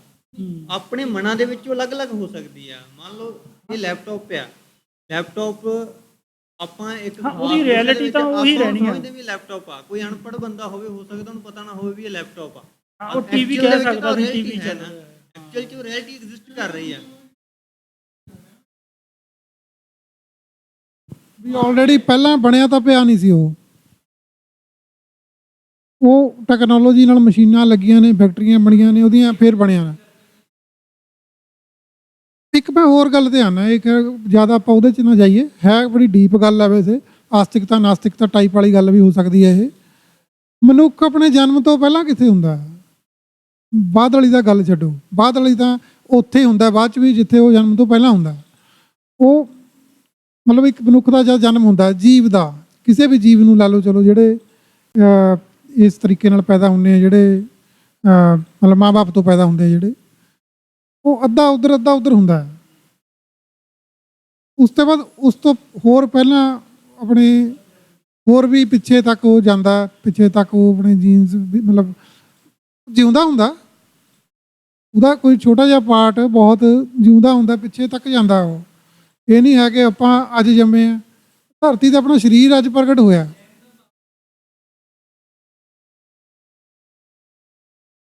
ਉਹ ਸਾਰੇ ਹੀ ਨੇ।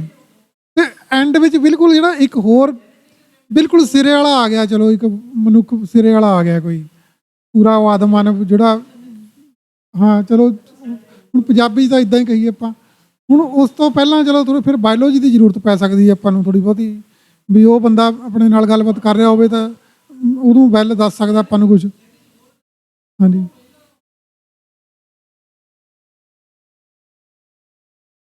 ਤੇ ਜੇ ਤੁਸੀਂ ਉੱਥੇ ਐਟਮਸ ਦੀ ਉਹ ਗੱਲ ਕਰਦੇ ਹੋ, ਕਿਸੇ ਐਟਮਸ ਦੇ ਨਾਲ ਬਣਿਆ ਹੋਇਆ ਉਹ ਜੋ ਇੱਕ ਸੈੱਲ ਵਾਲਾ ਜੀਵ ਆ ਗਿਆ, ਅਮੀਬਾ ਆ ਗਿਆ ਜਾਂ ਕੁਝ ਹੋਰ, ਉੱਥੇ ਉਹ ਐਟਮ ਆ ਗਏ, ਤਾਂ ਫਿਰ ਅਸੀਂ ਫਿਜ਼ਿਕਸ ਦੇ ਵਿੱਚ ਤਾਂ ਉਹ ਐਟਮਾਂ ਦੇ ਵੀ ਸਿਰੇ ਦੇ ਸਿਰੇ ਉਹਨਾਂ ਦੇ ਵੀ ਬਾਬੇ ਤੜਦਾਦੇ ਪੜ੍ਹਦੇ ਹਾਂ। ਉੱਥੇ ਸਟਰਿੰਗ ਥਿਊਰੀ ਆ ਜਾਂਦੀ ਹੈ, ਮਤਲਬ ਉੱਥੇ ਫਿਰ ਸਾਊਂਡ ਆ ਜਾਂਦੀ ਹੈ, ਵਾਈਬ੍ਰੇਸ਼ਨ ਆ ਜਾਂਦੀ ਹੈ। ਤਾਂ ਮਤਲਬ ਫਿਰ ਉਹਦੇ 'ਚ ਸਾਨੂੰ ਬਾਇਓਲੋਜੀ ਸਿੱਖਣ ਦੀ ਕੀ ਲੋੜ ਆ? ਵਿੱਚ ਵਿਚਾਲੇ ਵੀ ਉਹ ਅੱਗੇ ਮਨੁੱਖ ਕੀ ਬਣਿਆ, ਇਸ ਤੋਂ ਪਹਿਲਾਂ ਉਹਦੇ ਐਟਮਾਂ ਨੂੰ ਪੜ੍ਹ ਰਹੇ ਹਾਂ, ਪਾਰਟੀਕਲ ਫਿਜ਼ਿਕਸ ਪੜ੍ਹ ਰਹੇ ਹਾਂ ਸਟੈਪ ਬਾਈ ਸਟੈਪ, ਬਹੁਤ ਬਰੀਕ। ਫਿਰ ਉੱਥੇ ਲਾਈਟ ਆ ਜਾਂਦੀ ਹੈ।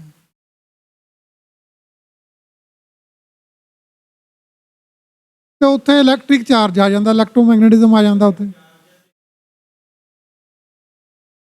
ਤੁਸੀਂ ਸੈੱਲ ਦੀ ਗੱਲ ਕੀਤੀ ਹੈ, ਸੈੱਲ ਵੀ ਅੱਗੇ ਬਹੁਤ ਸਾਰੇ ਪਾਰਟੀਕਲਸ ਆਰਗੇਨਿਲਸ ਤੋਂ ਬਣਦਾ ਵਾ, ਉਹ 'ਚ ਵੀ ਬਹੁਤ ਮਾਈਟੋਕੌਂਡਰੀਆ ਆ ਜਾਂਦਾ ਵਾ, ਡੀਐਨਏ ਕ੍ਰੋਮੋਜ਼ੋਮ ਦੇਖੋ ਉਹ 'ਚ ਗਾ ਡੀਐਨਏ, ਉਹ ਵੀ ਇੱਕ ਧਾਗੇ ਦੀ ਰਚਨਾਵਾਂ ਵਾ, ਸਮਝ ਲਓ ਇੱਕ ਤਰ੍ਹਾਂ ਸਟਰਿੰਗ ਹੀ ਆ ਉਹ ਵੀ, ਠੀਕ ਹੈ ਨਾ। ਜਦੋਂ ਹੋ ਸਕਦੀ ਹੈ ਇੱਥੇ ਮਾਫ ਕਰਨਾ, ਆਪਾਂ ਇੱਕ ਦੂਜੇ ਦੀ ਗੱਲ ਜਿਹੜਾ ਮਰਜ਼ੀ ਕੱਟ ਕੇ ਮਾਈਕ ਖੋਲੇ ਕਰੋ, ਕੋਈ ਚੱਕਰ ਨਹੀਂ। ਤੇ ਮਤਲਬ ਇਹ 'ਚ ਮਤਲਬ ਖੁੱਲ੍ਹੀ ਗੱਲ ਆਪਣੀ, ਮਤਲਬ ਕੋਈ ਇੱਦਾਂ ਦੀ ਨਹੀਂ ਵੀ 2 ਮਿੰਟ ਹੀ ਬੋਲਣਾ, 3 ਮਿੰਟ ਬੋਲਣਾ, ਫਿਰ ਉਹ ਠੀਕ ਨਹੀਂ ਹੁੰਦੀ ਗੱਲ। ਜਦੋਂ ਮੇਰੀ ਕਮਜ਼ੋਰੀ ਹੈ ਕਿ ਮੈਂ ਭੁੱਲ ਜਾਂਦਾ ਬਾਅਦ ਵਿੱਚੋਂ, ਜਿਹੜੀ ਗੱਲ ਕੋਈ ਆ ਜਾਂਦੀ ਨਾ ਦਿਮਾਗ, ਉਸੇ ਵੇਲੇ ਕਹਿਤੀ ਫਿਰ ਭੁੱਲ ਜਾਣਾ ਨਹੀਂ ਬਾਅਦ ਚੋਂ, ਜਦ ਮੈਂ ਬੁੱਢਾ ਹੋ ਗਿਆ ਹੁਣ। ਤਾਂ ਉੱਥੇ ਮੈਂ ਸੱਚਮੁੱਚ ਭੁੱਲ ਗਿਆ ਜੀ।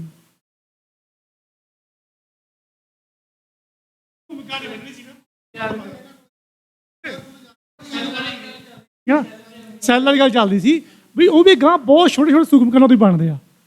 ਗੱਲ ਤਾਂ ਅਮਾਈਨੋ ਐਸਿਡ ਤੇ ਜਾ ਵੜਦੀ ਆ, ਅਮੀਨੋ ਐਸਿਡਸ ਤੋਂ ਗਾਂ ਨਾਈਟ੍ਰੋਜਨ ਐਟਮ, ਫਿਰ ਐਟਮ ਆ ਗਏ। ਉੱਥੇ ਸਵਾਲ ਇੰਨਾ ਕੁ ਜ਼ਰੂਰ ਹੈ ਕਿ ਉਹਨਾਂ ਨੂੰ ਇੰਨੇ ਸੋਹਣੇ ਉਹਦੇ ਵਿੱਚ ਪਰੋਇਆ ਕਿਸ ਨੇ ਫਿਰ, ਕਿ ਉਹ ਉਸ ਦੇ ਲਈ ਉਹਨਾਂ ਨੂੰ ਉਹ ਜਿਹੜਾ ਉਹ ਕੀ ਇੰਟੈਲੀਜੈਂਟ ਡਿਜ਼ਾਈਨਰ ਸੀਗਾ ਜੋ ਵੀ, ਉਹ ਕੌਣ ਸੀਗਾ ਉਸਦਾ, ਉਹ ਨੇਚਰ ਜਿਸ ਨੇ ਇੰਨਾ ਸਿਸਟਮੈਟਿਕਲੀ ਇੱਕ DNA ਬਣਾਤਾ ਕਿਸੇ ਨੇ, ਜਾਂ ਕਿਸੇ ਨੇ ਪਹਿਲੇ ਵਾਲਾ ਜੀਵ, ਅਸੀਂ ਨਹੀਂ ਕਹਿੰਦੇ ਵੀ ਮਨੁੱਖੇ ਬਣਾਇਆ, ਇੱਕ ਮੱਛੀ ਬਣਾਈ ਜਾਂ ਜੋ ਵੀ ਉਸਨੇ ਜੀਵ ਬਣਾਇਆ ਸਭ ਤੋਂ ਪਹਿਲਾਂ, ਉਸ ਦੀ ਜਿਹੜਾ ਡਿਜ਼ਾਈਨਿੰਗ ਸੀਗੀ, ਉਹ ਡਿਜ਼ਾਈਨਿੰਗ, ਇੱਕ ਮਿੰਟ ਮੈਂ ਇਸਦਾ ਜਵਾਬ ਥੋੜ੍ਹਾ ਆਪਣੇ ਵੱਲੋਂ ਦਿੰਦਾ, ਬਾਅਦ 'ਚੋਂ ਤੁਸੀਂ ਦਿਓ, ਮੈਂ ਪਹਿਲਾਂ ਆਪਣਾ ਵੀ ਦਿੰਦਾ ਕਿ ਮੈਂ ਕੀ ਸਮਝਿਆ ਉਸ ਨੂੰ। ਜਿੱਥੇ ਤੁਸੀਂ ਉਸਦੀ ਉਹ ਦੇਖਦੇ ਆ ਫਸਟ ਹਾਈਡਰੋਜਨ ਐਟਮ ਦੀ, ਅਖੀਰ 'ਚ ਐਂਡ ਪੁਆਇੰਟ ਤਾਂ ਹਾਈਡਰੋਜਨ ਹੀ ਨਾ, ਇੱਕ ਇਲੈਕਟ੍ਰੋਨ ਤੇ ਇੱਕ ਪ੍ਰੋਟੋਨ। ਤੇ ਮੈਨੂੰ ਬਹੁਤ ਬਾਅਦ 'ਚੋਂ ਪਤਾ ਲੱਗਿਆ ਕਿ ਉਹ 'ਚ ਨਿਊਟਰੋਨ ਨਹੀਂ ਹੁੰਦਾ। ਬੜੀ ਅਜੀਬ ਜੀ ਗੱਲ ਜੀ, ਮੈਨੂੰ ਬਹੁਤ ਸਾਲਾਂ ਬਾਅਦ ਪਤਾ ਲੱਗਿਆ ਵੀ ਉਹ 'ਚ ਨਿਊਟਰੋਨ ਨਹੀਂ ਹੁੰਦਾ। ਤੇ ਇੱਕ ਪ੍ਰੋਟੋਨ ਤੇ ਇੱਕ ਇਲੈਕਟ੍ਰੋਨ, ਠੀਕ ਹੈ, ਇਲੈਕਟ੍ਰੋਨ ਦੀ ਸਟੱਡੀ ਅਸੀਂ ਕਰ ਲਾਂਗੇ, ਕੋਈ ਗੱਲ ਨਹੀਂ। ਹਾਲਾਂਕਿ ਇਲੈਕਟ੍ਰੋਨ ਦਾ ਵੀ ਅੱਧਾ ਹੈ ਉਹ ਕੁਆਟਰੀਨੋਨ, ਜਿਹੜਾ ਉਹ I² J² ਲਿਖਿਆ ਸੀ ਨਾ, ਉਸ ਦਾ ਵੀ ਅੱਧਾ ਹੈ ਉਹ। ਤੇ ਇਲੈਕਟ੍ਰੋਨ ਦੀ ਸਟੱਡੀ ਕਰ ਲਾਂਗੇ ਅਸੀਂ, ਕੋਈ ਗੱਲ ਨਹੀਂ, ਸਬ ਐਟੋਮਿਕ ਪਾਰਟੀਕਲ ਹੈ। ਮੂਲ ਕਣ ਦਾ ਉਹ ਮੁੱਢਲਾ ਐਲੀਮੈਂਟਰੀ ਪਾਰਟੀਕਲ ਹੈ ਉਹ, ਇਲੈਕਟ੍ਰੋਨ ਹੈ ਜਿਹੜਾ ਮਾਦੇ ਦਾ ਪਦਾਰਥ ਦਾ ਬੇਸ ਹੈ ਉਹ, ਬਿਲਕੁਲ। ਤੇ ਕਰ ਲਾਂਗੇ ਅਸੀਂ ਉਹਦੀ ਸਟੱਡੀ, ਕੋਈ ਗੱਲ ਨਹੀਂ। ਪ੍ਰੋਟੋਨ ਦੀ ਸਟੱਡੀ ਉਹਦੀ ਵੀ ਕਰ ਲਾਂਗੇ, ਠੀਕ ਹੈ। ਹੋਈ ਵੀ ਆ, ਕਰੀ ਜਾਂਦੇ ਆ, ਜਾਂ ਲਿਖੀ ਵੀ ਆ, ਬਹੁਤ ਕਿਤਾਬਾਂ ਪਈਆਂ। ਹੁਣ ਉਹਨਾਂ ਨੂੰ ਅੱਗੇ ਪਰੋਣਾ ਹੈ ਕਿ ਉਹਨਾਂ ਨੂੰ ਅੱਗੇ ਉਹ ਜੁੜਦੇ ਨੇ ਆਪਸ ਵਿੱਚ, ਐਟਮ ਦੂਜੇ ਨਾਲ ਕਿਵੇਂ ਜੁੜਦਾ ਹੈ, ਉਹ ਕੋਵੈਲੈਂਟ ਬੌਂਡ ਪਤਾ ਨਹੀਂ ਉਹ ਕਿਹੜੇ ਕਿਹੜੇ ਹੁੰਦੇ ਆ ਕੈਮਿਸਟਰੀ ਦੇ ਵਿੱਚ ਸਾਰੇ, ਉਹਨਾਂ ਦੇ ਵਿੱਚ ਜੁੜ ਕੇ ਉਹ ਕਾਰਬਨ ਐਟਮ ਜਦੋਂ ਬਣਦਾ, ਮੈਂ ਇੰਨਾ ਕੁ ਪੜ੍ਹਿਆ ਜਾਂ ਸੁਣਿਆ ਕਿਤੇ ਵੀ ਜਦ ਕਾਰਬਨ ਐਟਮ ਬਣ ਗਿਆ ਫਿਰ ਥੋੜ੍ਹਾ ਜੀਵ ਦਾ ਸਰੀਰ ਬਣਾਉਣ ਦੇ ਲਈ ਥੋੜ੍ਹਾ ਜਿਹਾ ਤਰੀਕਾ ਬਣ ਗਿਆ ਕੁਛ ਉਹਨਾਂ ਕੋਲ। ਫਿਰ ਉਹ ਜੁੜ ਕੇ ਜਿਹੜੇ ਉਹ ਅੱਗੇ ਫਿਰ ਉਹ ਬਣਨ ਲੱਗ ਗਏ। ਤਾਂ ਪਰ ਉਹਨਾਂ ਦਾ ਜਿਹੜਾ ਤਰੀਕਾ ਸੀਗਾ ਆਪਸ ਵਿੱਚ, ਉਹ ਕਿਤੇ ਨਾ ਕਿਤੇ ਪਹਿਲਾਂ ਤਾਂ ਉਹਨਾਂ ਨੇ 3 ਡਿਮੈਂਸ਼ਨਾਂ ਬਣਾਈਆਂ। ਜੇ ਤੁਸੀਂ ਉਹਦੇ ਐਸ ਆਰਬਿਟਲ ਤੇ ਉਹ ਤਾਂ ਸਿਮੈਟਰੀਕਲ ਹੈ, ਚਾਰੇ ਪਾਸੇ ਉਹਦੀ ਪ੍ਰੋਬੇਬਿਲਿਟੀ ਹੋ ਸਕਦੀ ਹੈ, ਤੇ ਉਹ ਬ੍ਰਹਿਮੰਡ 'ਚ ਕਿਤੇ ਵੀ ਹੋ ਸਕਦਾ ਹੈ ਇਲੈਕਟ੍ਰੋਨ। ਉਹ ਜ਼ਰੂਰੀ ਨਹੀਂ ਹੈਗਾ ਵੀ ਉੱਥੇ ਹੀ ਘੁੰਮ ਰਿਹਾ, ਸਾਨੂੰ ਤਾਂ ਆਈ ਦਿਖਾਈ ਜਾਂਦੀ ਸੀ ਪ੍ਰੋਟੋਨ ਦੇ ਆਲੇ ਦੁਆਲੇ ਗੇੜੇ ਲਾਉਂਦਾ ਉਹ, ਜਦ ਕਿ ਉਹ ਬ੍ਰਹਿਮੰਡ 'ਚ ਕਿਤੇ ਵੀ ਹੋ ਸਕਦਾ ਹੈ। ਉਹਦੀ ਜਿਹੜੀ ਉਹ ਪ੍ਰੋਬੇਬਿਲਿਟੀ ਜਿਹੜੀ ਕਿਤੇ ਵੀ ਹੋ ਸਕਦਾ, ਇੱਕ ਐਟਮ ਦਾ ਅਸਲੀ ਉਹਦਾ ਸੰਬੰਧਤ। ਹਾਂਜੀ,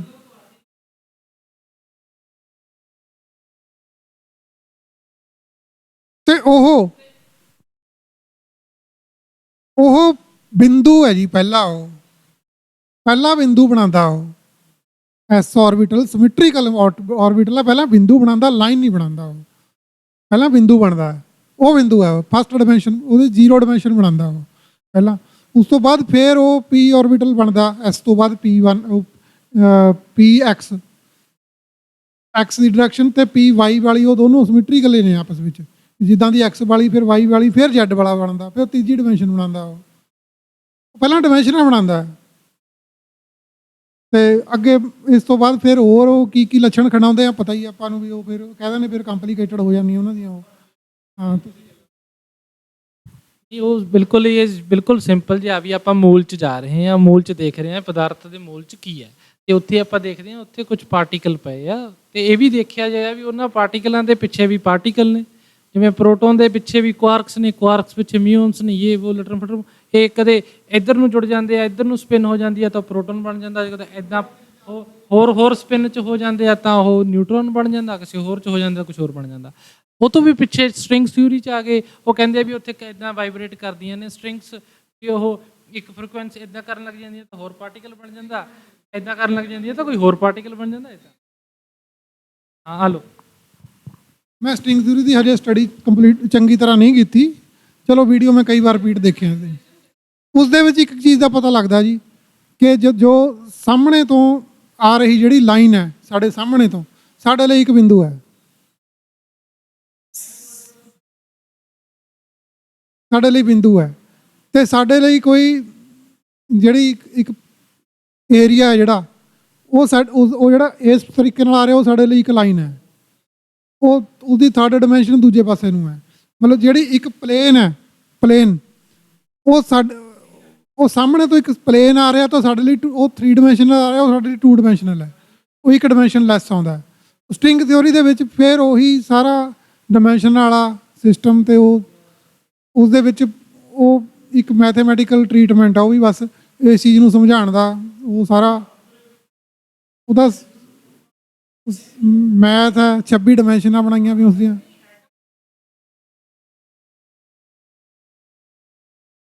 ਪਹਿਲਾਂ ਮੈਥਮੈਟਿਕਲੀ ਹੀ ਪ੍ਰੂਵ ਹੋਇਆ ਵੀ ਇਹਦੇ ਵਿੱਚ ਇਸ ਤਰ੍ਹਾਂ ਐਸਪੀ ਆਰਬਿਟਲ ਹੋ ਸਕਦੇ ਆ, ਕੁਝ ਹੋ ਸਕਦੇ ਆ। ਫਿਰ ਉਹਦੇ ਜਿੱਦਾਂ ਉਹਦੀ ਕੈਮਿਸਟਰੀ ਅੱਗੇ ਪੜ੍ਹੀ ਵੀ ਹਾਂ ਵੀ ਇਹ ਤਾਂ ਵਾਕਈ ਉਦਾਂ ਹੀ ਜੰਪ ਕਰਦੇ ਆ, ਜਿੱਦਾਂ ਆਪਾਂ ਮੈਥਮੈਟਿਕਸ 'ਚ ਪ੍ਰੂਵ ਕੀਤੇ ਤਾਂ ਉਦਾਂ ਹੀ ਹੋ ਰਿਹਾ।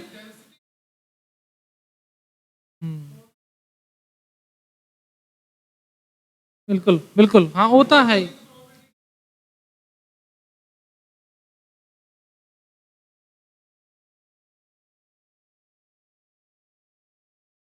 ਬਿਲਕੁਲ, ਆਪਾਂ ਨੂੰ ਹੁਣ ਸਾਇੰਸ ਨੂੰ ਹੁਣ ਸੰਭਾਵਨਾਵਾਂ ਦੇ ਤੌਰ ਤੇ ਸਮਝਣਾ ਸ਼ੁਰੂ ਕਰਨਾ ਚਾਹੀਦਾ। ਹਾਲਾਂਕਿ 100 ਸਾਲ ਪਹਿਲਾਂ ਕਰ ਦੇਣਾ ਚਾਹੀਦਾ ਸੀਗਾ, ਪਰ ਨਹੀਂ ਕਰਦੇ। ਉਦੋਂ ਤੋਂ ਆਪਾਂ ਤੱਕ ਪਹੁੰਚਣ ਨੂੰ ਬੜਾ ਟਾਈਮ ਲੱਗਿਆ। ਹਾਲੇ ਵੀ ਆਪਣੇ ਪਪੂਲਰ ਓਪੀਨੀਅਨ ਨਹੀਂ ਹੈਗੇ ਵਿਗਿਆਨ ਨੂੰ। ਹਾਂ, ਬਿਲਕੁਲ ਹਾਂ ਵਰਲਡ ਵਾਈਡ ਜਿਹੜਾ ਹੈ, ਹੁਣ ਦੇਖੋ ਕਿਤੇ ਜਿਹੜੀ ਚੀਜ਼ ਖੋਜ ਹੋਈ ਹੈ ਉੱਥੇ ਉਹਨਾਂ ਨੇ ਵਰਤ ਲਈ, ਆਪਾਂ ਤੱਕ ਹਲੇ ਵੀ ਨਹੀਂ ਪਹੁੰਚੀ।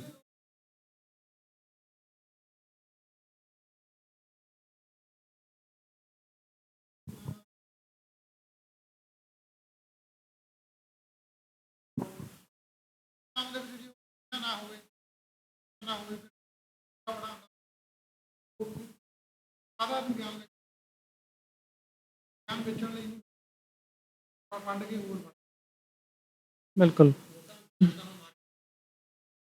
ਜੇ ਆਪਾਂ ਕੋਈ ਸਪੈਸੀਫਿਕ ਪ੍ਰਸ਼ਨ ਆਪਾਂ ਇੱਕ ਪੁੱਛ ਇੱਦਾਂ ਕਰਦੇ ਹਾਂ, ਚਲੋ ਥੋੜਾ ਜਿਹਾ ਚੇਂਜ ਕਰ ਲੈਣਾ ਨਾ ਮੋਡ ਆਫ ਆਪਾਂ ਜਿਹੜੇ ਡਿਸਕਸ਼ਨ ਆ, ਇੱਕ ਕੁਐਸਚਨ ਪੁੱਛਦਾ ਤਾਂ ਆਪਾਂ ਸਾਰੇ ਉਹ ਤੋਂ ਆਨਸਰ ਲੈ ਲਾਂਗੇ, ਹੈ ਨਾ। ਇੱਦਾਂ ਕੁਝ ਵੀ ਜੇ ਤੁਹਾਨੂੰ ਕੋਈ ਇੱਕ ਕੁਐਸਚਨ ਆ ਆਪਾਂ ਫਿਰ ਸਾਰਿਆਂ ਦਾ ਉਹ 'ਤੇ ਆਨਸਰ ਲੈ ਲਾਂਗੇ, ਇੱਦਾਂ ਕਰ ਲਈਏ ਇੱਕ ਸਪੈਸੀਫਿਕ ਕੁਐਸਚਨ 'ਤੇ।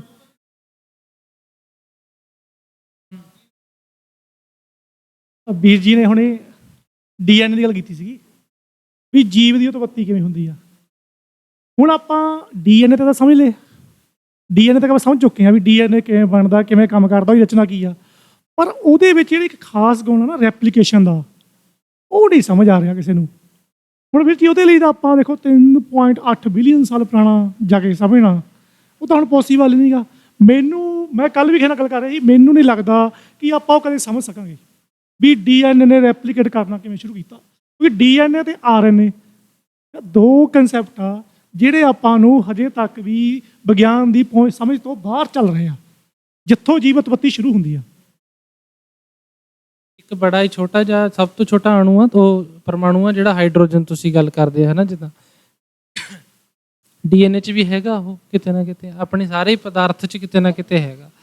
ਤੇ ਉੱਥੇ ਇੱਕ ਆ ਜਾਂਦੀ ਆ ਜਿਹੜਾ ਕੰਮ ਮੰਨ ਲਓ ਉਹ ਪਏ ਆ ਕਿਸੇ ਬਾਕਸ ਦੇ ਵਿੱਚ, ਠੀਕ ਹੈ, ਆਹੀ ਤੁਹਾਡੇ DNA ਕਿਤੇ ਬਾਕਸ 'ਚ ਪਏ ਆ, 1000 ਸਾਲ ਲੰਘ ਗਏ ਉਵੇਂ ਪਏ ਆ, ਲੱਖਾਂ ਸਾਲ ਲੰਘ ਗਏ ਉਵੇਂ ਪਏ ਆ, ਠੀਕ ਹੈ। ਪਰ ਕੁਆਂਟਮ ਮਕੈਨਿਕਲੀ ਉਹਦਾ ਕੋਈ ਵੀ ਇੱਕ ਪਰਮਾਣੂ ਕੁਝ ਐਸਾ ਕਰ ਸਕਦਾ ਹੈ ਕਿਸੇ ਵੇਲੇ ਜਾ ਕੇ ਇੱਥੋਂ ਟੁੱਟ ਕੇ ਇੱਥੇ ਲੱਗ ਸਕਦਾ ਜਿੱਥੇ ਕਿ ਉਹ ਕਰੋੜਾਂ ਸਾਲਾਂ 'ਚ ਨਹੀਂ ਗਿਆ, ਜਾ ਹੀ ਨਹੀਂ ਸਕਦਾ, ਪ੍ਰੋਬੇਬਿਲਿਟੀ ਨਹੀਂ ਹੈਗੀ, ਬਟ ਫਿਰ ਵੀ ਹੈਗੀ ਕੁਝ ਪ੍ਰੋਬੇਬਿਲਿਟੀ, ਸੰਭਾਵਨਾਵਾਂ, ਜਿਹਦੇ ਕਰਕੇ ਉਹ ਇੱਥੋਂ ਇੱਥੇ ਆ। ਇਹ ਕੁਆਂਟਮ ਮਕੈਨਿਕ ਕਹਿੰਦਾ ਉਹ ਸੰਭਾਵਨਾ ਜਦੋਂ ਅਚਾਨਕ ਇੱਦਾਂ ਹੁੰਦੀ ਆ ਆਊਟ ਆਫ ਬਾਕਸ, ਉਦੋਂ ਅੱਗੇ ਤੁਰਦੀ ਹੈ ਕਹਾਣੀ। ਇੱਦਾਂ ਮੈਨੂੰ ਲੱਗਦਾ ਵੀ ਹਾਂ ਉਹ ਜਿਹੜਾ ਮੈਥਮੈਟਿਕ ਦਾ ਕਨਸੈਪਟ ਆ, ਇੱਦਾਂ ਜੀਨ ਆਪਣੀ ਜਿਹੜੀ ਐਵੋਲਿਊਸ਼ਨ ਆ, ਕੁਆਂਟਮ ਬਾਇਓਲੋਜੀ ਵੀ ਸਬਜੈਕਟ ਇਸੇ ਤਰ੍ਹਾਂ ਡਿਵੈਲਪ ਹੋ ਰਿਹਾ। ਉਹ ਕਹਿੰਦੇ ਆ ਵੀ ਆਪਣੀ ਬਾਡੀ ਦੇ ਕੁਝ ਐਸੇ ਹੋ ਸਕਦਾ ਜਿੱਦਾਂ ਕਹਿੰਦੇ ਨਹੀਂ ਮਿਊਟੇਸ਼ਨ ਹੋ ਗਈ, ਆਪਾਂ ਕੱਲ੍ਹ ਨੂੰ ਵੀ ਬਦਲ ਜਾਈਏ, ਕਿਸੇ ਹੋਰ ਤਰ੍ਹਾਂ ਦੇ ਹੋ ਜਾਈਏ, ਕੋਈ ਪਤਾ ਨਹੀਂ ਹੈ, ਬਟ ਉਹ ਇੱਕ ਦਿਨ ਕਦੋਂ ਆਊਗਾ, ਉਹ ਇੱਕ ਦਿਨ ਜਦੋਂ ਉਹ ਸੈੱਲ ਨੇ ਡਿਸਾਈਡ ਕਰਨਾ ਕਿ ਮੈਂ ਤਰ੍ਹਾਂ ਹੁਣ ਆਹ ਕੰਮ ਐ ਨਹੀਂ ਕਰਨਾ, ਐਂ ਕਰਨਾ, ਉਹ ਜਿਹੜਾ ਇੱਕ ਵਾਰ ਹੋਣਾ incident that is quantum jump of ਕਿਸੇ ਪਾਰਟੀਕਲ ਦਾ, ਤੇ ਉਹ ਹਾਈਡਰੋਜਨ ਵੀ ਕਰ ਸਕਦਾ। ਉਹ ਇਹ ਚੀਜ਼ ਮੈਂ ਉਹ ਕਹਿ ਰਿਹਾ ਨਾ, ਇੱਕਦਮ ਕੁਝ ਚੇਂਜ ਹੋਣਾ, ਬਟ ਉਹ ਕਦੋਂ ਹੋਣਾ ਇਹ ਨਹੀਂ ਪਤਾ। ਐਕਚੁਅਲੀ ਜਿਹੜਾ ਕੁਆਂਟਮ ਜੰਪ ਜਿਵੇਂ ਤੁਸੀਂ ਦੱਸਦੇ ਆ, ਇਹਨੂੰ ਆਪਾਂ ਉਹਦੇ 'ਚ ਕੁਆਂਟਮ ਟਨਲਿੰਗ ਕਹਿੰਦੇ ਜਿਹਨੂੰ। ਇਹੋ ਜਿਹੇ ਕਈ ਜੰਪ ਜਿਹੜੇ ਹੋਣਗੇ ਉਹ ਵੇਸਟ ਵੀ ਗਏ ਹੋਣਗੇ, ਜਿੱਦਾਂ ਕਈ ਜੰਪ ਜਿਹੜੇ ਬ੍ਰਹਿਮੰਡ ਵੀ ਕਈ ਜੰਪ ਇਦਾਂ ਦੇ ਵੀ ਹੋਣਗੇ ਜਿਹੜੇ ਕਿ ਵੇਸਟ ਹੋਏ ਹੋਣਗੇ, ਉਹਨਾਂ 'ਚ ਉਹ ਨਹੀਂ ਮਿਲਿਆ ਜੋ ਕੁਦਰਤ ਨੂੰ ਚਾਹੀਦਾ ਸੀ, ਉਸ ਕਰਕੇ ਇਹਦੀ ਤਰ੍ਹਾਂ ਬ੍ਰਹਿਮੰਡ ਹੈ। ਬ੍ਰਹਿਮੰਡ ਵੀ ਕਈ ਇਦਾਂ ਦੇ ਐਕਸਪੈਂਡ ਹੋਏ ਜਿਹੜੇ ਫਿਰ ਖਤਮ ਵੀ ਹੋਏ। ਇਸ ਕਨਵਰਸੇਸ਼ਨ ਨੂੰ ਥੋੜਾ ਡੀਪ ਕਰ ਰਹੇ ਹਾਂ, ਮਾਫੀ ਮੰਗ ਰਿਹਾ, ਡੀਪ ਕਰ ਰਹੇ ਹਾਂ ਥੋੜਾ ਜਿਹਾ ਇਸ ਕਨਵਰਸੇਸ਼ਨ ਨੂੰ। ਕਿਤੇ ਕੋਈ ਚੀਜ਼ ਮੌਜੂਦ ਹੈ, ਕੁਝ ਵੀ ਲੈ ਲਓ, ਕੋਈ ਪਾਰਟੀਕਲ ਲੈ ਲਓ, ਕੋਈ ਪਦਾਰਥ ਲਗਾ ਲਓ, ਕੋਈ ਇੱਟ ਲਗਾ ਲਓ, ਕੋਈ ਸਾਹਮਣੇ ਬੈਠਾ ਬੰਦਾ ਲੈ ਲਓ ਤੁਸੀਂ, ਠੀਕ ਹੈ, ਜਾਂ ਕੁਝ ਵੀ ਲੈ ਲਓ, ਪਾਣੀ ਦਾ ਗਲਾਸ ਸਮਝ ਲਓ ਵੀ ਇਹ ਇੱਕ ਪਦਾਰਥ ਹੈ, ਉਸ ਦਾ ਇੱਕ ਵੇਵ ਫੰਕਸ਼ਨ ਹੈ ਜਿਹੜਾ ਕਿ ਉਸ ਵੇਲੇ ਉਸ ਦੀ ਪੋਜੀਸ਼ਨ ਹੈ ਜਿਹੜੀ ਉਸ ਜਗ੍ਹਾ ਦੇ ਉੱਤੇ ਹੈ। ਹਾਲਾਂਕਿ ਮੈਂ ਇਹ ਗੱਲਾਂ ਅਗਰ ਕੁਆਂਟਮ ਮਕੈਨਿਕਸ ਦੇ ਪੋਜੀਸ਼ਨ ਮੋਮੈਂਟਮ ਵਾਲੇ ਚੈਪਟਰ ਤੋਂ ਬਾਅਦ ਕਰਦਾ ਤਾਂ ਮੈਂ ਥੋੜਾ ਹੋਰ ਸ਼ਾਇਦ ਇਸ ਨੂੰ ਚੰਗੀ ਤਰ੍ਹਾਂ ਸਮਝਾ ਪਾਉਂਦਾ, ਤਾਂ ਉਸ ਦੇ ਵਿੱਚ ਇਹ ਥੋੜੀ ਜਿਹੜੀ ਨਾਰਮਲ ਆਪਣੀ ਕਨਵਰਸੇਸ਼ਨ ਹੈ ਇਹਦੇ ਵਿੱਚ ਚਲੋ ਮੈਂ ਸ਼ਾਇਦ ਜ਼ਿਆਦਾ ਵਧੀਆ ਦੱਸ ਸਕਾਂ। ਸ਼ਾਇਦ ਉਸ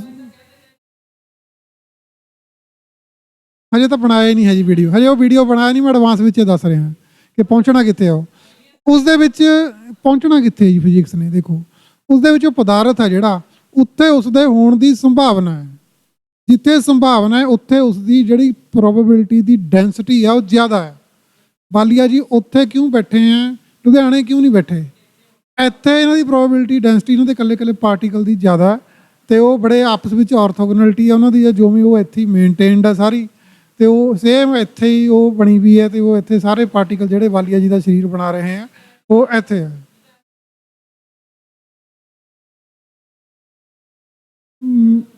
ਜਿੰਨਾ ਵੀ ਹੈ ਜੀ, ਚਲੋ ਉਹ ਗੱਲ ਉਹ ਡਿਫਰੈਂਟ ਟੌਪਿਕ ਆ ਵੀ ਉਹ ਫੀਲਡ ਆ ਜਿਹੜੀ ਇਹਨਾਂ ਦੀ, ਇੱਥੇ ਫੀਲਡ ਆ ਜਿਹੜੀ ਵਾਲੀਆ ਜੀ ਫੀਲਡ, ਸਾਈ ਦੇ ਥੱਲੇ ਵਾਲੀਆ ਜੀ ਲਿਖਿਆ ਹੋਇਆ ਸਬਸਕ੍ਰਿਪਟ ਵਿੱਚ, ਉਹ ਇੱਥੇ ਕੰਸਨਟ੍ਰੇਟਡ ਹੈ। ਉਹ ਕੰਸਨਟ੍ਰੇਟਡ ਕਿਸ ਰੂਪ ਦੇ ਵਿੱਚ ਹੈ? ਕਿਸ ਰੂਪ ਦੇ ਵਿੱਚ ਉਹ ਇੱਥੇ ਕੰਸਨਟ੍ਰੇਟਡ ਹੈ? ਪ੍ਰੋਬੇਬਿਲਿਟੀ ਡੈਂਸਿਟੀ ਹੈ ਜਿਹੜੀ, ਡੈਂਸਿਟੀ ਵੋਲਿਊਮ ਨਾਲ ਰਿਲੇਟਡ ਹੁੰਦੀ ਹੈ ਜੀ,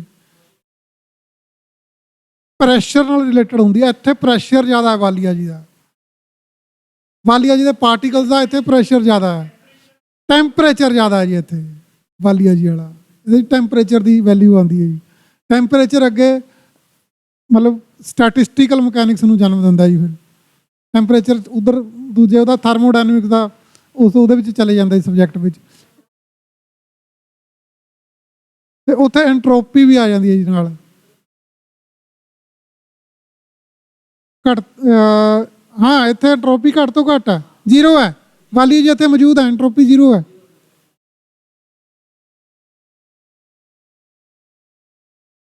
ਤਾਂ ਉਹ ਟੈਂਪਰੇਚਰ ਪ੍ਰੈਸ਼ਰ ਇਸ ਤਰੀਕੇ ਨਾਲ ਮਤਲਬ ਜਦੋਂ ਅਸੀਂ ਵਿਜ਼ੂਅਲਾਈਜੇਸ਼ਨ ਕਰਾਉਂਦੇ ਹਾਂ ਕਿਸੇ ਨੂੰ, ਵਿਜ਼ੂਅਲਾਈਜੇਸ਼ਨ ਕਿਵੇਂ ਕਰਾਉਂਦੇ? ਮੈਂ ਬਲੈਕ ਬੋਰਡ ਦੇ ਉੱਤੇ ਇੱਦਾਂ ਦਾ ਵੇਵ ਫੰਕਸ਼ਨ ਬਣਾ ਦਿੰਦੇ ਹਾਂ, ਉਹ ਗ੍ਰਾਫ ਹੈ, ਉਹ ਗ੍ਰਾਫ ਪੇਪਰ ਹੈ ਕਿ ਵੇਵ ਫੰਕਸ਼ਨ ਹੈ ਇੱਦਾਂ ਦਾ, ਉੱਪਰ ਨੂੰ ਐਂਪਲੀਟਿਊਡ ਹੈ, ਇੱਧਰ ਨੂੰ ਇਸ ਦਾ ਮੋਮੈਂਟਮ ਹੈ। ਉਹ ਗ੍ਰਾਫ ਪੇਪਰ ਨਾਲ ਅਸੀਂ ਵਿਜ਼ੂਅਲਾਈਜੇਸ਼ਨ ਇੱਦਾਂ ਕਰਾਉਂਦੇ ਹਾਂ। ਇਹ ਇਮੈਜਨਿੰਗ ਵਾਲੀ, ਮੈਂ ਤੋਂ ਇੱਕ ਇਮੈਜਨਿੰਗ ਵਾਲਾ ਜਿਹੜਾ ਉਹ ਬਹੁਤ ਮੇਨ ਸਟੱਡੀ ਦਾ ਤਰੀਕਾ ਹੈ। ਉਹ ਤੁਸੀਂ ਸੋਚੋ ਅਗਰ ਕਿ ਉਹ ਡੈਂਸਿਟੀ ਫੀਲਡ ਦੀ ਡੈਂਸਿਟੀ ਜਿੱਥੇ ਜ਼ਿਆਦਾ ਹੈ ਉਸ ਨੂੰ ਤੁਸੀਂ ਵਿਜ਼ੂਅਲਾਈਜ਼ ਕਿਵੇਂ ਕਰਨਾ ਹੈ?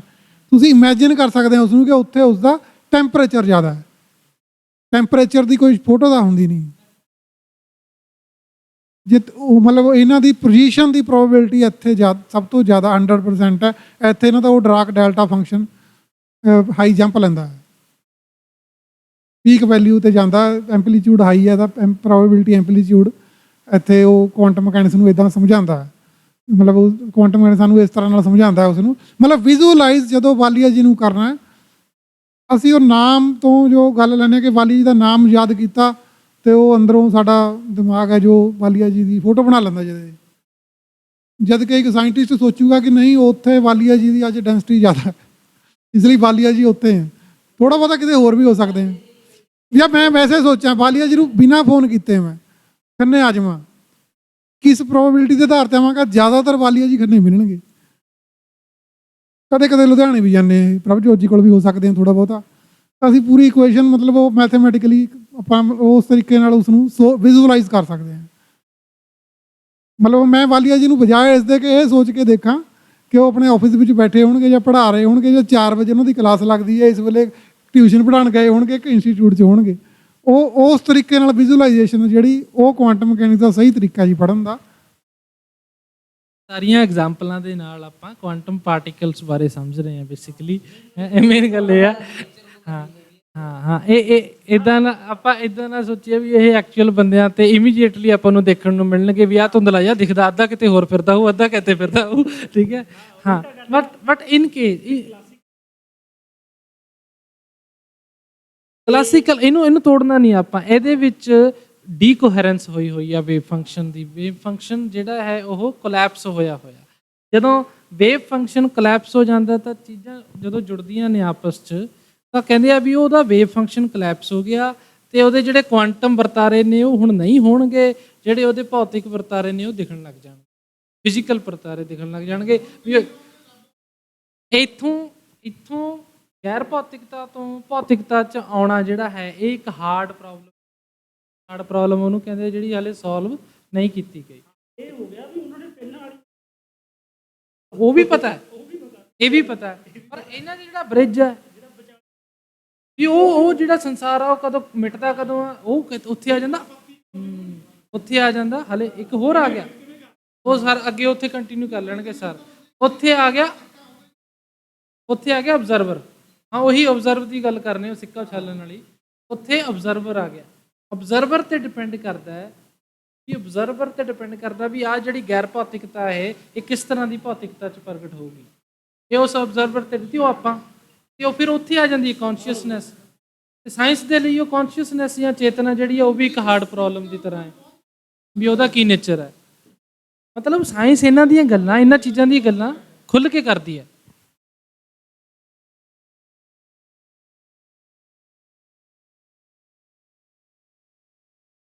ਕਰਦੇ ਆ ਇਹਦਾ ਪਾਸਾ ਉੱਪਰ ਹੋਊਗਾ। ਤੋਂ ਕੱਲ੍ਹ ਨੂੰ ਅਸੀਂ ਦੀ ਜਿਹੜੀ ਹੈਗੀ ਆ ਜੋ ਵੀ ਨਤੀਜਾ ਇਸ ਦਾ ਉਸ ਨੂੰ ਦੇਖਣ ਲਈ ਅਸੀਂ ਐਕਸਪੈਰੀਮੈਂਟ ਕਰ ਰਹੇ ਹਾਂ। ਸਾਨੂੰ ਪਤਾ ਨਹੀਂ, ਦੋ ਸੰਭਾਵਨਾਵਾਂ ਇਸ ਦੀਆਂ ਹੁੰਦੀਆਂ ਤੇ ਉਹ ਦੇਖਣ ਨਾਲ ਸਾਨੂੰ ਪਤਾ ਲੱਗਦਾ ਹੈ ਕਿ ਇਹ ਟੇਲ ਆਈ, ਸੌਰੀ ਹੈਡ ਆ ਗਿਆ, ਤਾਂ ਉਹ ਸ਼ੇਰ ਵਾਲਾ ਹੈਡ ਹੁੰਦਾ ਹੈ, ਹੈਡ ਆ ਗਿਆ। ਤੇ ਇੱਕੋ ਸਿੱਕਾ ਤੁਹਾਨੂੰ ਬਹੁਤ ਸਾਰੀ ਨੌਲੇਜ ਦੇ ਸਕਦਾ ਅਗਰ ਇਸ ਦੇ ਉੱਤੇ ਐਕਸਪੈਰੀਮੈਂਟ ਕਰਕੇ। ਤੁਸੀਂ ਐਕਸਪੈਰੀਮੈਂਟ ਕੀ ਸੋਚ ਪ੍ਰਯੋਗ ਨਾਲ ਵੀ ਹੋ ਜਾਂਦਾ ਐਕਸਪੈਰੀਮੈਂਟ, ਤਾਂ ਆਪਾਂ ਪ੍ਰੈਕਟੀਕਲੀ ਚੱਕ ਲਿਆ ਇਹਨੂੰ ਕਿ ਹੈਡ ਆ ਗਿਆ। ਹੁਣ ਇਸਦਾ ਮਤਲਬ ਇਹ ਤਾਂ ਨਹੀਂ ਹੈਗਾ ਕਿ ਟੇਲ ਹੈ ਨਹੀਂ, ਜੇ ਹੈਗੀ ਹੈ, ਲੇਕਿਨ ਅਸੀਂ ਆਪਣੇ ਇੱਕ ਟਾਈਮ ਦੇ ਵਿੱਚ ਅਸੀਂ ਇੱਕੋ ਦੇਖਾਂਗੇ।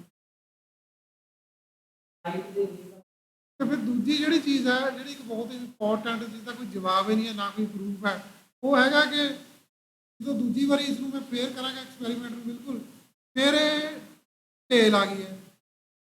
ਜੇ ਤੁਸੀਂ ਲੱਖ ਵਾਰੀ ਕਰਦੇ ਇਹਨੂੰ, ਕਰੋੜ ਵਾਰੀ ਕਰਦੇ ਐਕਸਪੈਰੀਮੈਂਟ ਨੂੰ, ਇਹ ਗਿਣਤੀ 50% ਤੱਕ ਆਏਗੀ। ਉਹ 50% ਕਿਸ ਨੇ ਤੈਅ ਕੀਤਾ? ਉਹ ਕੁਦਰਤ, ਉਹ ਇੱਕ ਨੈਚੁਰਲ ਪ੍ਰੋਸੈਸ। ਗਰੰਟੀ ਨਹੀਂ ਹੈਗੀ ਕਿ 50 ਆਏਗੀ, ਲੇਕਿਨ ਤੁਸੀਂ 3 ਵਾਰੀ ਕਰੋਗੇ ਇਸ ਨੂੰ, 3 ਵਾਰੀ ਹੋ ਸਕਦਾ ਹੈਡ ਆਵੇ, ਤੁਸੀਂ ਕਹੋ ਟੇਲ ਦਾ 0 ਆਈ ਹੈ। ਜਿੰਨੀ ਜ਼ਿਆਦਾ ਵਾਰੀ ਕਰੋਗੇ ਉਹਨਾਂ ਉਹ ਬੈਲੈਂਸ ਹੁੰਦਾ ਜਾਏਗਾ। ਉਹ ਬੈਲੈਂਸਿੰਗ ਹੈ ਜਿਹੜੀ ਉਹ ਕਿਸ ਨੇ ਬਣਾਈ, ਉਹੀ ਬੈਲੈਂਸਿੰਗ ਹੈ, ਉਹੀ ਸਿਮੈਟਰੀ ਹੈ ਜਿਹੜੀ ਜਿਸ ਨੇ ਕੁਦਰਤ ਵਿੱਚ ਸ਼ੁਰੂ ਤੋਂ ਐਟਮਾਂ ਨੂੰ ਬੁੱਧੀ ਦਿੱਤੀ, ਐਟਮਾਂ ਨੂੰ ਜੋੜਿਆ। ਕੀ ਐਡ ਕਰਨੀ ਚਾਹੂੰਗਾ, ਮੰਨ ਲਓ ਸਿੱਕਾ ਦਿਓ, ਮੰਨ ਲਓ ਇਹ ਸਿੱਕਾ ਹੁਣ ਦੋਵੇਂ ਪਾਸੋਂ ਇਕੁਅਲ ਆ, ਇਹ ਸ਼ੇਪ ਪੱਖੋਂ ਮੰਨ ਲਓ ਇਹਦੀ ਇੱਕ ਸ਼ੇਪ ਵਿੱਚ ਥੋੜਾ ਜਿਹਾ ਫਰਕ ਹੋਵੇ, ਫਿਰ ਫਰਕ ਪਊਗਾ ਨਾ। ਕੀ ਮਤਲਬ ਇਹਦਾ ਦੋਵੇਂ ਪਾਸੋਂ ਇੱਕੋ ਹੋਣਾ, ਇਹੀ ਤਾਂ ਉਹਦਾ ਰੀਜ਼ਨ ਆ, ਸਪਸ਼ਟ ਆ ਸਾਡੇ ਸਾਹਮਣੇ। ਮਤਲਬ ਫਿਜ਼ਿਕਸ ਵੀ ਉਹਨੂੰ ਤੈਅ ਕਰਦੀ ਹੈ ਵੀ ਜੋ ਵੀ ਉਹਦਾ ਸਰਫੇਸ ਆ ਜਾਂ ਹੋਰ ਸਾਰਾ ਹੈਗਾ, ਉਹਨੂੰ ਵਾਰੀ ਇੱਥੇ ਲਿਆਉਣ ਲਈ ਉਹਨੂੰ ਮਤਲਬ ਬਰਾਬਰ ਲਿਆਉਂਦਾ। ਉਹ ਪ੍ਰੋਬੇਬਿਲਿਟੀ ਤਾਂ ਹੀ 50-50 ਹੈ ਨਾ। ਜੇ ਮੰਨ ਲਓ ਜੇ ਕੋਈ ਇਹਨੂੰ ਪ੍ਰੀ ਡਿਟਰਮਡ ਹੋਵੇ, ਜੇ ਪ੍ਰੀ ਡਿਟਰਮਡ ਹੋਵੇ, ਪਹਿਲਾਂ ਤੋਂ ਤੈਅ ਹੋਵੇ ਵੀ 50-50 ਆਉਂਦਾ, ਜਾਂ ਇਹਨੂੰ ਕੋਈ ਚੀਜ਼ ਲੈ ਕੇ ਆਉਂਦੀ ਹੈ 50-50, ਆਪਾਂ ਇਹਦੀ ਥੋੜੀ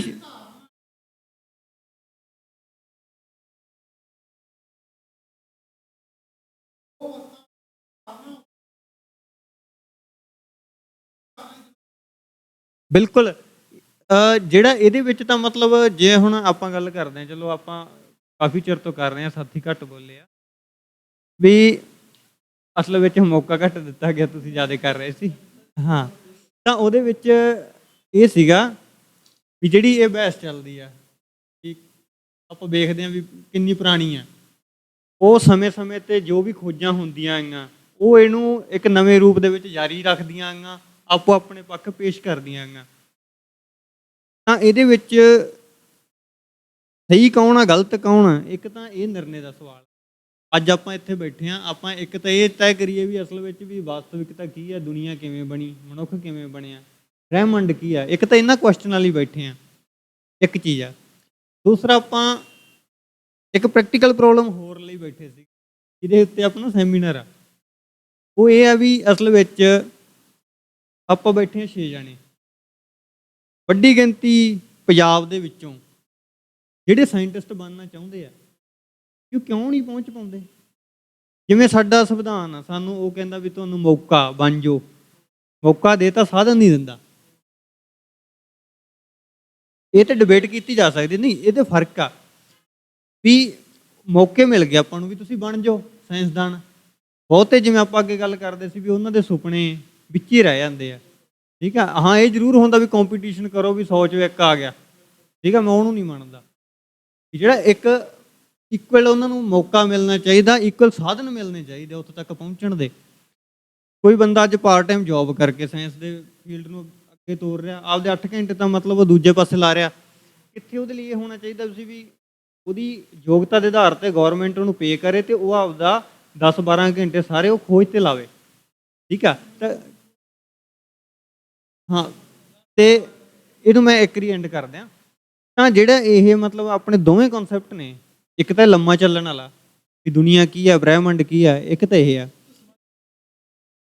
ਕਿਉਂਕਿ ਹਾਂ ਅਸੀਂ ਸਮਾਜ ਨੂੰ ਮਤਲਬ ਛੱਡ ਕੇ ਅੱਜ ਇੱਕ ਉਹ ਡੀਪ ਕੁਐਸਚਨ ਜਿਹੜਾ ਵੀ ਜਿਹੜਾ ਸਦੀਆਂ ਤੋਂ ਚੱਲਦਾ ਆ ਰਿਹਾ, ਅਸੀਂ ਠੀਕ ਆ ਉਹਦੇ ਤੇ ਡਿਬੇਟ ਕਰਨੀ ਬਣਦੀ ਆ, ਉਹ ਤੇ ਵੀ ਉਹਨੂੰ ਨਾਲ ਨਾਲ ਚਲਾਓ, ਉਹ ਲੰਮੇ ਦਾ ਦੀ ਆ ਨਾਲ ਨਾਲ। ਮਤਲਬ ਜਿਹੜਾ ਆਪਣਾ ਅੱਜ ਇਹ ਪਹਿਲੂ ਆ, ਆਪਾਂ 6 ਜਣੇ ਆ, ਆਪਾਂ 6 ਜੇ ਕਿਤੇ ਇਸ ਫੀਲਡ ਦੇ ਵਿੱਚ ਲੱਗੇ ਹੋਈਏ, ਵੱਡਾ ਸਮਾਂ ਆਪਾਂ ਇੱਥੇ ਖਰਚ ਰਹੇ ਹੋਈਏ, ਠੀਕ ਆ, ਕਿਸੇ ਲੈਬ 'ਚ ਬੈਠੇ ਆਪਾਂ ਪ੍ਰਯੋਗ ਕਰ ਰਹੇ ਹੋਗੇ, ਆਪਾਂ ਨੂੰ ਪੂਰਾ ਸਮਾਂ ਮਿਲਿਆ ਹੋਵੇ ਐਜ਼ ਅ ਸਾਇੰਸਦਾਨ, ਕਿ ਆਪਾਂ ਵੱਧ ਨਹੀਂ ਉਸ ਸਿੱਟੇ ਤੇ ਪਹੁੰਚ ਸਕਦੇ। ਮੇਰਾ ਮੰਨਣਾ ਇਹ ਆ ਵੀ ਬਹੁਤ ਸਾਰੀ ਮਨੁੱਖਾਂ ਦੀ એનર્ਜੀ ਹੈ ਜਿਹੜੀ ਉਹ ਤਾਂ ਵੇਸਟ ਜਾ ਰਹੀ ਹੈ। ਠੀਕ ਆ, ਇੱਕ ਸੋਸ਼ਲ ਸਮੱਸਿਆ ਦੇਖੋ, ਆਪਾਂ ਇੱਕ ਡਿਬੇਟ ਨੂੰ ਗਾਂਹ ਤੋਰੀ ਜਾਗੇ, ਉਹ ਡਿਬੇਟ ਤਾਂ ਸਦੀਆਂ ਤੋਂ ਵੀ ਚੱਲਦੀ ਆ ਰਹੀ ਹੈ ਨਾ, ਆਪਾਂ ਉਹਨੂੰ ਚਲਾ ਕੇ ਤੇ ਮਤਲਬ ਚਲਦੀ ਛੱਡ ਕੇ ਮਰ ਜੀਏ। ਠੀਕ ਆ, ਇਹਦੇ ਚ ਇੱਕ ਮਿੰਟ ਸਾਥੀ, ਇਹ 'ਚ ਇੱਕ ਪ੍ਰੋਬੇਬਿਲਿਟੀ ਜੁੜੀ ਹੋਈ ਹੈ। ਮੰਨ ਲਓ ਇੱਕ ਕੁਐਸਚਨ ਆ, ਉਹਨੂੰ ਲੱਭਣ ਵਾਲੇ 1000 ਜਾਣੇ ਹੋਣ, ਕਿੱਥੇ ਇੱਕ ਜਾਣਾ ਹੋਵੇ, ਕੀ ਸੰਭਾਵਨਾ ਵੱਧ ਨਾ ਜਾਊਗੀ ਜਦੋਂ ਉਹਨੂੰ 1000 ਜਾਣਾ ਲੱਭੂਗਾ। ਅੱਜ ਸਾਡੇ ਸਮਾਜ ਦੀਆਂ ਬਹੁਤ ਸਾਰੀਆਂ ਸੀਮਤਾਈਆਂ ਨੇ ਜਿਹੜੀਆਂ ਸਾਡੀ ਹਕੀਕਤ ਨੂੰ ਜਾਣਨ ਦੇ ਵਿੱਚ ਰੋੜਾ ਬਣੀਆਂ ਹੋਈਆਂ ਨੇ। ਬਹੁਤ ਸਾਰੇ ਇਹੋ ਜਿਹੇ ਸਾਇੰਸਦਾਨ, ਬਹੁਤ ਸਾਰੇ ਬੁੱਧੀਜੀਵੀ ਇਹੋ ਜਿਹੇ ਨੇ ਜਿਨ੍ਹਾਂ ਚੋਂ ਆਪਣੇ ਇਹ ਟੀਚਰ ਜੀ ਵੀ ਨੇ, ਤੁਸੀਂ ਵੀ ਹੋ, ਜਿਨ੍ਹਾਂ ਦੇ ਵਿੱਚੋਂ ਜੇ ਅਗਰ ਉਹਨਾਂ ਦਾ ਮਤਲਬ ਉਹ એનર્ਜੀ ਇਸ ਚੀਜ਼ ਤੇ ਲੱਗੀ ਹੁੰਦੀ ਤਾਂ ਹੋ ਸਕਦਾ ਉਹਨਾਂ ਨੇ ਇਸ ਫੀਲਡ ਦੇ ਵਿੱਚ ਬਹੁਤ ਵੱਡੀਆਂ ਖੋਜਾਂ ਕਰਕੇ ਕੁਝ ਲਿਖਿਆ ਹੁੰਦਾ, ਉਹ ਇੱਕ ਦੇਣ ਹੁੰਦੀ। ਪਰ ਉਹਦੇ ਲਈ ਬੈਰੀਅਰ ਕੀ ਚੀਜ਼ ਬਣੀ? ਬੈਰੀਅਰ ਉਹਦੇ ਲਈ ਅੱਜ ਦੀਆਂ ਜਿਹੜੀਆਂ ਉਹਨਾਂ ਦੀਆਂ ਸਮਾਜਿਕ ਸਮੱਸਿਆਵਾਂ ਬਣੀਆਂ। ਤਾਂ ਸਾਨੂੰ ਇਹ ਦੇਖਣਾ ਚਾਹੀਦਾ ਵੀ ਅਸਲ ਵਿੱਚ ਸਮਾਜ ਦਾ ਹੁਣ ਇੱਕ ਹਿੱਸਾ ਤਾਂ ਉਹ ਸੀ, ਅੱਜ ਆਪਾਂ 5-7 ਘੰਟੇ ਲਾਏ ਆ ਇੱਥੇ, ਅੱਜ ਆਪਣੇ ਕੋਲ ਘੱਟੋ ਘੱਟ ਇੰਨਾ ਸਮਾਂ ਬਚ ਗਿਆ ਨਾ ਕਿ ਆਪਾਂ 5-7 ਘੰਟੇ ਲਾ ਸਕਦੇ ਹਾਂ। ਇੱਕ ਸਮਾਂ ਉਹ ਸੀਗਾ ਵੀ ਜਦੋਂ ਮਨੁੱਖ 12-12 ਘੰਟੇ ਤਾਂ ਜੰਗਲ 'ਚੋਂ ਕਮਾ ਕੇ ਲਿਆਉਣ ਤੇ ਲਾ ਆਉਂਦਾ ਸੀ, ਤੇ ਉਹਦੇ ਕੋਲ ਤਾਂ ਇਹਨਾਂ ਨੂੰ ਸੋਚਣ ਦਾ ਸਮਾਂ ਨਹੀਂ ਸੀ। ਮਤਲਬ ਸਮਾਜ ਵਿਕਾਸ ਕਰਦਾ ਇੱਥੋਂ ਤੱਕ ਤਾਂ ਆ ਗਿਆ।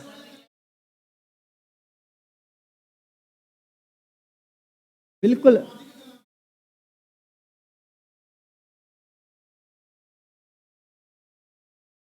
ਵੀ ਹਾਂ, ਉਹੀ ਬਿਲਕੁਲ ਉਹ ਗੱਲ ਇਹੀ ਹੈ ਨਾ ਵੀ ਜਦੋਂ ਇਨਸਾਨ ਨੂੰ ਆਪਦੇ ਐਫਰਟ, ਜਿਹੜੇ ਮੇਨ ਐਫਰਟ ਆ, ਉਹਨੂੰ ਛੱਡ ਕੇ ਰੋਟੀ ਦੇ ਲਾਲੇ ਪਏ ਹੋਣ, ਰੋਟੀ ਦਾ ਫਿਕਰ ਪਿਆ ਹੋਵੇ, ਠੀਕ ਆ, ਉਹ ਸਮਾਜ ਲਈ ਯੋਗਦਾਨ ਕਿੱਦਾਂ ਦੇਊ?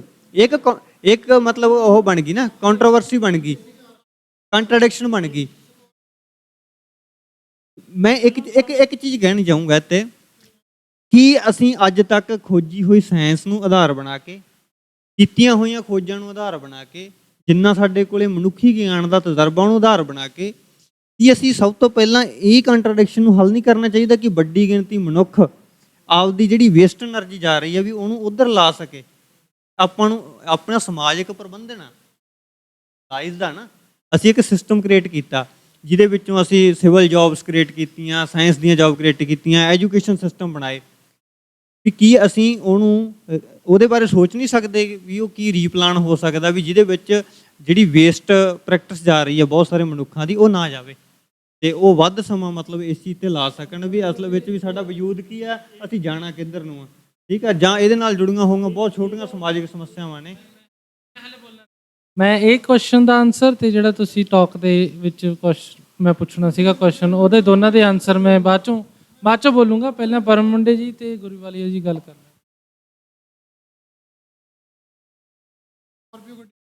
ਵਿੱਚ ਰਾਜਸਥਾਨ ਜਾ ਰਿਹਾ ਸੀਗਾ, ਲੁਧਿਆਣੇ ਹੋ ਕੇ ਜਾਣਾ ਸੀਗਾ, ਲੁਧਿਆਣੇ ਕੀ ਉੱਤੇ ਰਸਤੇ ਜਾਂਦੇ ਮੈਨੂੰ ਸਰਹੰਦ ਮਿਲ ਗਏ।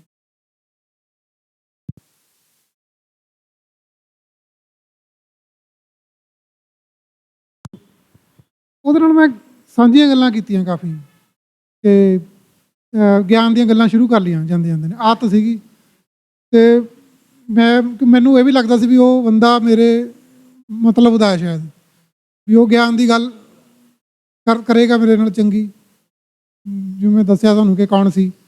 ਤਾਂ ਉਹ ਪਤਾ ਉਸਨੇ ਕੀ ਜਵਾਬ ਦਿੱਤਾ, ਕਹਿੰਦਾ ਜੀ ਤੁਹਾਡੇ ਕੋਲ ਕੰਮਕਾਰ ਹੈ, ਪੈਸਾ ਹੈ, ਤੁਸੀਂ ਇਹ ਗੱਲਾਂ ਕਰ ਸਕਦੇ ਆ। ਸਾਡੀ ਤਾਂ ਰੋਜ਼ੀ ਰੋਟੀ ਉਹ ਮਸੀਂ ਚੱਲ ਰਹੀ, ਸਾਨੂੰ ਤਾਂ ਉਧਰ ਹੀ ਲੱਗੇ ਰਹਿੰਦੇ ਇਸ ਤਾਂ ਮੈਂ ਮਤਲਬ ਬੜਾ ਸੁਣ ਕੇ ਹੈਰਾਨ ਹੋਇਆ ਵੀ ਯਾਰ ਇਹ ਤਾਂ ਹਰ ਰੋਜ਼ ਉਸ ਚੀਜ਼ ਦੇ ਉਹਦੇ 'ਚ ਮਤਲਬ ਰਹਿੰਦੇ ਆ, ਹਜ਼ੂਰੀ ਵਿੱਚ ਰਹਿੰਦੇ ਆ, ਅਤੇ ਇਹ ਇੱਦਾਂ ਦੀ ਗੱਲ ਕਰਦੇ ਆ ਤਾਂ ਮੈਨੂੰ ਮਤਲਬ ਬੜਾ ਮਹਿਸੂਸ ਹੋਇਆ। ਅਤੇ ਮੈਂ ਹੁਣ ਜ਼ਮੀਨੀ ਪੱਧਰ ਦੀ ਗੱਲ ਕਰ ਰਿਹਾ ਪ੍ਰਭਜੋਤ ਜੀ ਨਾਲ, ਜੋ ਅੱਜ ਤੁਹਾਡੀ ਇਹ ਸ਼੍ਰੋਮਣੀ ਵਿਗਿਆਨ ਸੰਸਥਾ ਦੀ ਮੀਟਿੰਗ ਸੀਗੀ, ਜੋ ਵੀ ਸੀ, ਇਸ ਦੇ ਵਿੱਚ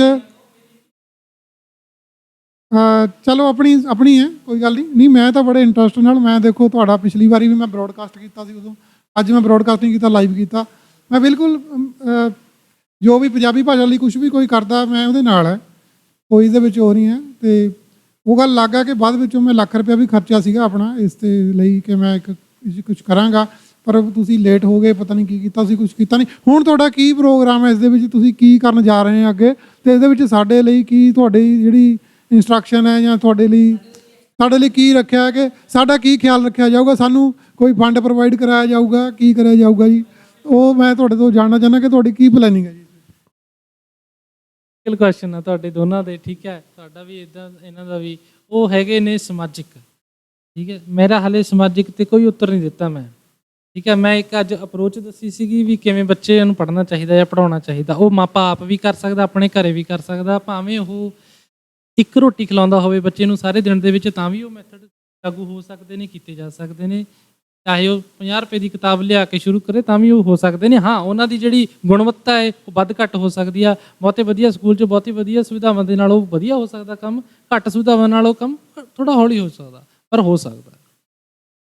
ਹਲੇ ਐਸੀ ਕੋਈ ਗੱਲ ਨਹੀਂ ਕੀਤੀ ਮੈਂ ਜਿਹੜੀ ਕਿ ਘੱਟ ਪੈਸਿਆਂ 'ਚ ਨਹੀਂ ਹੋ ਸਕਦੀ, ਕਿਉਂਕਿ ਆਪਾਂ ਸੋਚ ਸਕਦੇ ਹਾਂ ਰੋਟੀ ਤੋਂ ਬਿਨਾਂ, ਹਾਂ ਉਹ ਜੇ ਭੁੱਖੇ ਭਗਤੇ ਨਕੀਜੇ ਵਾਲੀ ਗੱਲ ਆ ਜਾਂਦੀ ਹੈ, ਠੀਕ ਹੈ। ਰੋਟੀ ਇੱਕ ਬੇਸਿਕ ਨੈਸੈਸਿਟੀ ਹੈ ਆਪਣੀ, ਜੇ ਉਹ 'ਤੇ ਹੀ ਫੋਕਸ ਕਰਨਾ ਤਾਂ ਮੈਨੂੰ ਇਹ ਲੱਗਦਾ ਵੀ ਅੱਜ ਦੇ ਜ਼ਮਾਨੇ ਦੇ ਵਿੱਚ ਵੀ ਆਪਾਂ ਰੋਟੀ ਚੰਗੀ ਕਮਾ ਸਕਦੇ ਹਾਂ ਜੇ ਆਪਾਂ ਅੱਛੀ ਤਰ੍ਹਾਂ ਕਰਮ ਕਰਨਾ ਜਾਣਦੇ ਹੋਈਏ, ਆਲਸ ਥੋੜ੍ਹੀ ਜਿਹੀ ਤਿਆਗ ਦਈਏ, ਠੀਕ। ਹਾਂ ਮੈਂ ਅੱਗੇ ਆ ਜਾਣਾ, ਹਾਂਜੀ ਨਹੀਂ ਉਹ ਮੈਂ ਉਹ 'ਤੇ ਆਉਣਾ, ਕਿਉਂਕਿ ਉਹ ਵੀ ਕੁਐਸਚਨ ਸੀਗਾ ਨਾ, ਮੈਂ ਉਹ 'ਤੇ ਵੀ ਆਉਣਾ। ਮੈਂ ਕਿਹਾ ਵੀ ਇਹ ਉਹ ਵੀ ਕੁਐਸਚਨ ਸੀਗਾ ਨਾ ਵੀ ਐਟਲੀਸਟ ਆਪਣੀ ਇੱਕ ਨਾ ਇੱਕ ਵੀ ਮੈਂ ਕੁਐਸਚਨ ਪਾਇਆ ਸੀ ਇੱਕ ਦਿਨ ਵੀ ਕਿੰਨੇ ਪੈਸੇ ਚਾਹੀਦੇ ਆ ਮਹੀਨੇ ਦੇ, ਕਿ ਉਹਦੇ ਨਾਲ ਆਪਣੇ ਇੱਕ ਬੱਚਾ, ਇੱਕ ਫੈਮਿਲੀ ਹੈ ਨਾ, ਹਸਬੈਂਡ ਵਾਈਫ ਅਤੇ ਇੱਕ ਦੋਨੋਂ ਮਾਂ ਬਾਪ ਜਿਹੜੇ ਮਾਪੇ ਆਪਾਂ ਨਾਲ ਰਹਿੰਦੇ ਆ, 5 ਜਣਿਆਂ ਦਾ ਪਰਿਵਾਰ ਜੇ ਘੱਟੋ ਘੱਟ ਰਹਿੰਦਾ ਤਾਂ ਕਿੰਨੇ ਮਹੀਨੇ ਦੇ ਪੈਸੇ ਚਾਹੀਦੇ ਆ। ਗਰੁੱਪ ਵਾਲਿਆਂ ਨੇ ਮੈਸੇਜ ਕੀਤੇ 30 ਤੋਂ 40 ਹਜ਼ਾਰ ਚਾਹੀਦਾ ਮਹੀਨੇ ਦਾ। ਮੈਂ ਤਾਂ ਪੁੱਛਿਆ ਸੀ ਕਿਉਂਕਿ ਮੈਂ ਹੁਣ ਜੇ 38,000 ਮੇਰਾ ਮਹੀਨੇ ਦਾ ਆ ਰਿਹਾ ਤਾਂ ਮੈਂ ਸੋਚ ਰਿਹਾ ਸੀ ਮੈਂ ਪੈਸੇ ਪਿੱਛੇ ਹੋਰ ਇੰਸਟੀਚਿਊਟ ਇੱਧਰ ਉੱਧਰ ਪੜ੍ਹਾਵਾਂ ਜਾਂ ਪੂਰੀ ਤਰ੍ਹਾਂ ਬਾਕੀ ਮੈਂ ਆਪਣਾ ਸਮਾਜਿਕ ਕੰਮ ਕਰਾਂ। ਮੈਂ ਆਪਣੇ ਲਈ ਪੁੱਛਿਆ ਸੀ, ਠੀਕ ਹੈ, ਵੀ ਮੈਂ ਹੁਣ ਆਪਣੇ ਆਪ ਨੂੰ ਇੱਥੇ ਸੈਟਿਸਫਾਈ ਮੰਗਦਾ, ਮੈਨੂੰ ਪਤਾ ਰੋਟੀ ਠੀਕ ਲੰਘ ਜਾਂਦੀ ਆ, ਠੀਕ ਹੈ, ਪੈਸਾ 1 ਰੁਪਈਆ ਵੀ ਨਹੀਂ ਬਚਦਾ, ਬਸ ਰੋਟੀ ਠੀਕ ਚੱਲ ਜਾਂਦੀ ਹੈ। ਹੋਰ ਵੀ ਹਾਲਾਂਕਿ ਜਿਹੜੇ ਬਾਕੀ ਹਾਂ ਵੀ ਇੱਕ ਹੋਰ ਚਲੋ ਮੁਸੀਬਤਾਂ ਇਹ ਤੋਂ ਬਾਅਦ ਦੀਆਂ ਵੀ ਨੇ, ਇਹ ਤੋਂ ਅਲੱਗ ਵੀ ਚੀਜ਼ਾਂ ਲਈ ਹੋਰ ਪੈਸੇ ਬੜੇ ਦੇਣ ਵਾਲੇ ਦੇਣਦਾਰੀਆਂ ਪਈਆਂ ਨੇ, ਬਟ ਮੈਂ ਕਿਹਾ ਚਲੋ ਕੋਈ ਐਸੈਟ ਜ਼ਿੰਦਗੀ 'ਚ ਨਹੀਂ ਵੀ ਬਣਾਵਾਂਗੇ ਤਾਂ ਵੀ ਸਰ ਜੂਗਾ। ਰੋਟੀ ਪਾਣੀ ਨਾਲ ਆਪਣੀ ਜ਼ਿੰਦਗੀ ਕੱਢ ਕੇ ਸਮਾਜ ਨੂੰ ਕੁਛ ਦੇ ਜਾਈਏ, ਇਹ ਵਾਲੀ ਜ਼ਿੰਦਗੀ ਦੀ ਅਪਰੋਚ ਆਪਾਂ ਰੱਖ ਸਕਦੇ ਹਾਂ ਕਿ ਨਹੀਂ ਰੱਖ ਸਕਦੇ, ਕੀ ਆਪਣੀ ਇੱਛਾ ਸ਼ਕਤੀ ਇੱਦਾਂ ਦੀ ਹੈਗੀ ਆ ਕਿ ਨਹੀਂ। ਜਾਂ ਕੱਲ੍ਹ ਨੂੰ ਮੈਨੂੰ ਪੋਸਟ ਡਾਕ ਦਾ ਆਫਰ ਆਉਂਦਾ ਬਾਹਰੋਂ, ਹੈ 2-2.5 ਲੱਖ ਰੁਪਏ ਮਹੀਨੇ ਦਾ, ਕਿ ਮੈਂ ਛੱਡ ਕੇ ਚੱਲ ਜਾਵਾਂ? ਹਾਂ ਮੈਂ ਜਾ ਵੀ ਸਕਦਾ, ਠੀਕ ਹੈ, ਜਾ ਵੀ ਸਕਦਾ ਮੌਕੇ 'ਤੇ, ਪਰ ਹਲੇ ਮੈਂ ਇੱਥੇ ਜਿੱਥੇ ਹੈਗਾ ਉਹ 'ਚ ਮੈਂ 110% ਆਪਣੀ ਪੂਰੀ ਇੱਛਾ ਸ਼ਕਤੀ ਨਾਲ ਕੰਮ ਕਰ ਰਿਹਾ, ਬੱਚਿਆਂ ਲਈ, ਸਮਾਜ ਲਈ, ਜਿੱਥੇ ਵੀ ਬੈਠਾ। ਯਾਨੀ ਕਿ ਮੈਨੂੰ ਇਹ ਲੱਗਦਾ ਕਿ ਆਪਣੀ ਇੱਛਾ ਜ਼ਿਆਦਾ ਇੰਪੋਰਟੈਂਟ ਹੋਣੀ ਚਾਹੀਦੀ ਆ।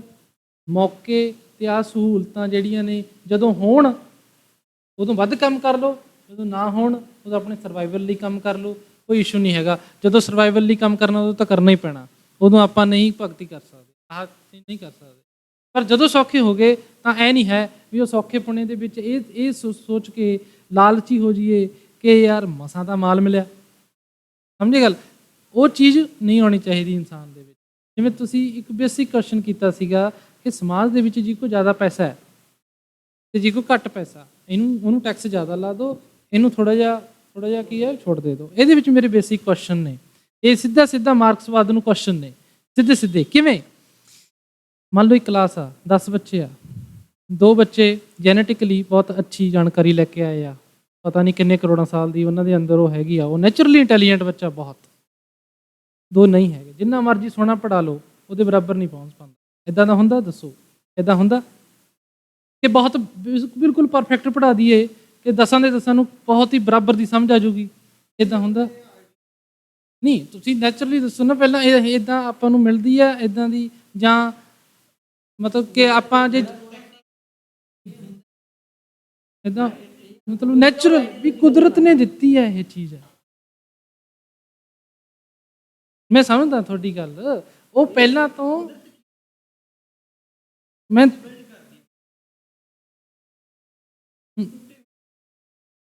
ਮੈਂ ਤੁਹਾਡੀ ਗੱਲ ਨਹੀਂ ਉਹ ਮਹਿਲਾ ਵਾਲੇ ਹੀ ਨੇ, ਮੰਨ ਲਓ 10 ਜਾਂ 10 ਪਿੰਡਾਂ ਵਾਲੇ ਨੇ ਜਾਂ 10, ਉਹ ਨਹੀਂ ਮੈਂ ਕਹਿ ਰਿਹਾ ਵੀ ਉਹਨਾਂ ਦੇ ਇਸ ਟਾਈਮ ਕਿਹੜੇ ਘਰ ਚੋਂ ਹੈ। ਚਲੋ ਵੱਧ ਤੋਂ ਵੱਧ ਨੇੜੇ ਲਿਆਓ ਨਾ, ਵੱਧ ਤੋਂ ਵੱਧ ਨੇੜੇ ਲਿਆਓ। ਮੈਂ ਸਮਝ ਗਿਆ ਗੱਲ ਉਹਨਾਂ ਦੀ। ਹਾਂ ਚਲੋ ਆਪਾਂ ਮੇਰਾ ਇਕੁਅਲਟੀ ਇਹੀ ਤਾਂ ਕਹਿ ਰਿਹਾ ਮੈਂ, ਨੇਚਰ 'ਚ ਕਦੇ ਵੀ ਇਕੁਅਲਟੀ ਨਹੀਂ ਆ ਸਕਦੀ। ਇਕੁਇਟੀ ਤਾਂ ਲਿਆਉਣੀ ਚਾਹੁੰਦੇ ਆਪਾਂ, ਇਕੁਇਟੀ ਆ। ਅੱਛਾ ਚਲੋ ਦੇਖੋ,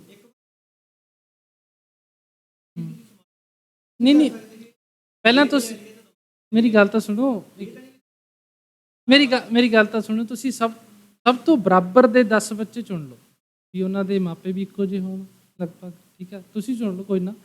ਮੈਂ ਹਾਂ 100% ਇੱਕੋ ਜਿਹੇ ਨਹੀਂ ਹੋਣਗੇ, ਪਰ ਇੱਕੋ ਜਿਹੀ ਇਨਕਮ, ਇੱਕੋ ਜਿਹੀ ਉਹਨਾਂ ਦੇ ਮਾਪਿਆਂ ਦੀ ਇਨਕਮ ਹੋਵੇ।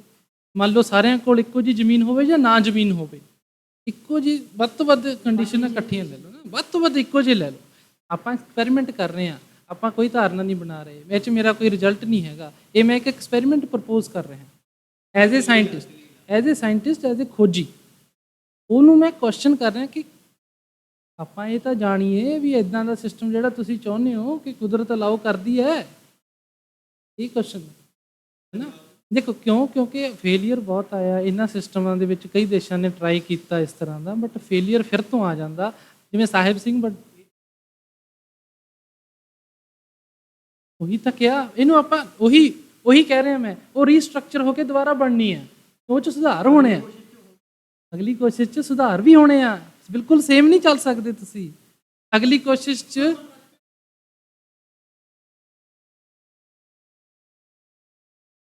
ਹਾਂ ਮੇਰੇ ਗੱਲ ਸਮਝ ਗਏ ਨਾ। ਅਗਲੀ ਵਾਰੀ ਆਪਾਂ ਜੇ ਉਹੀ ਚੀਜ਼ ਨੂੰ ਸੇਮ ਰਿਪੀਟ ਕਰਾਂਗੇ ਨਾ, ਆਪਾਂ ਨੂੰ ਸੁਧਾਰ ਕਰਨੇ ਪੈਣੇ, ਉਹ ਵੀ ਓਪਨ ਮਾਈਂਡਡ ਨਾਲ।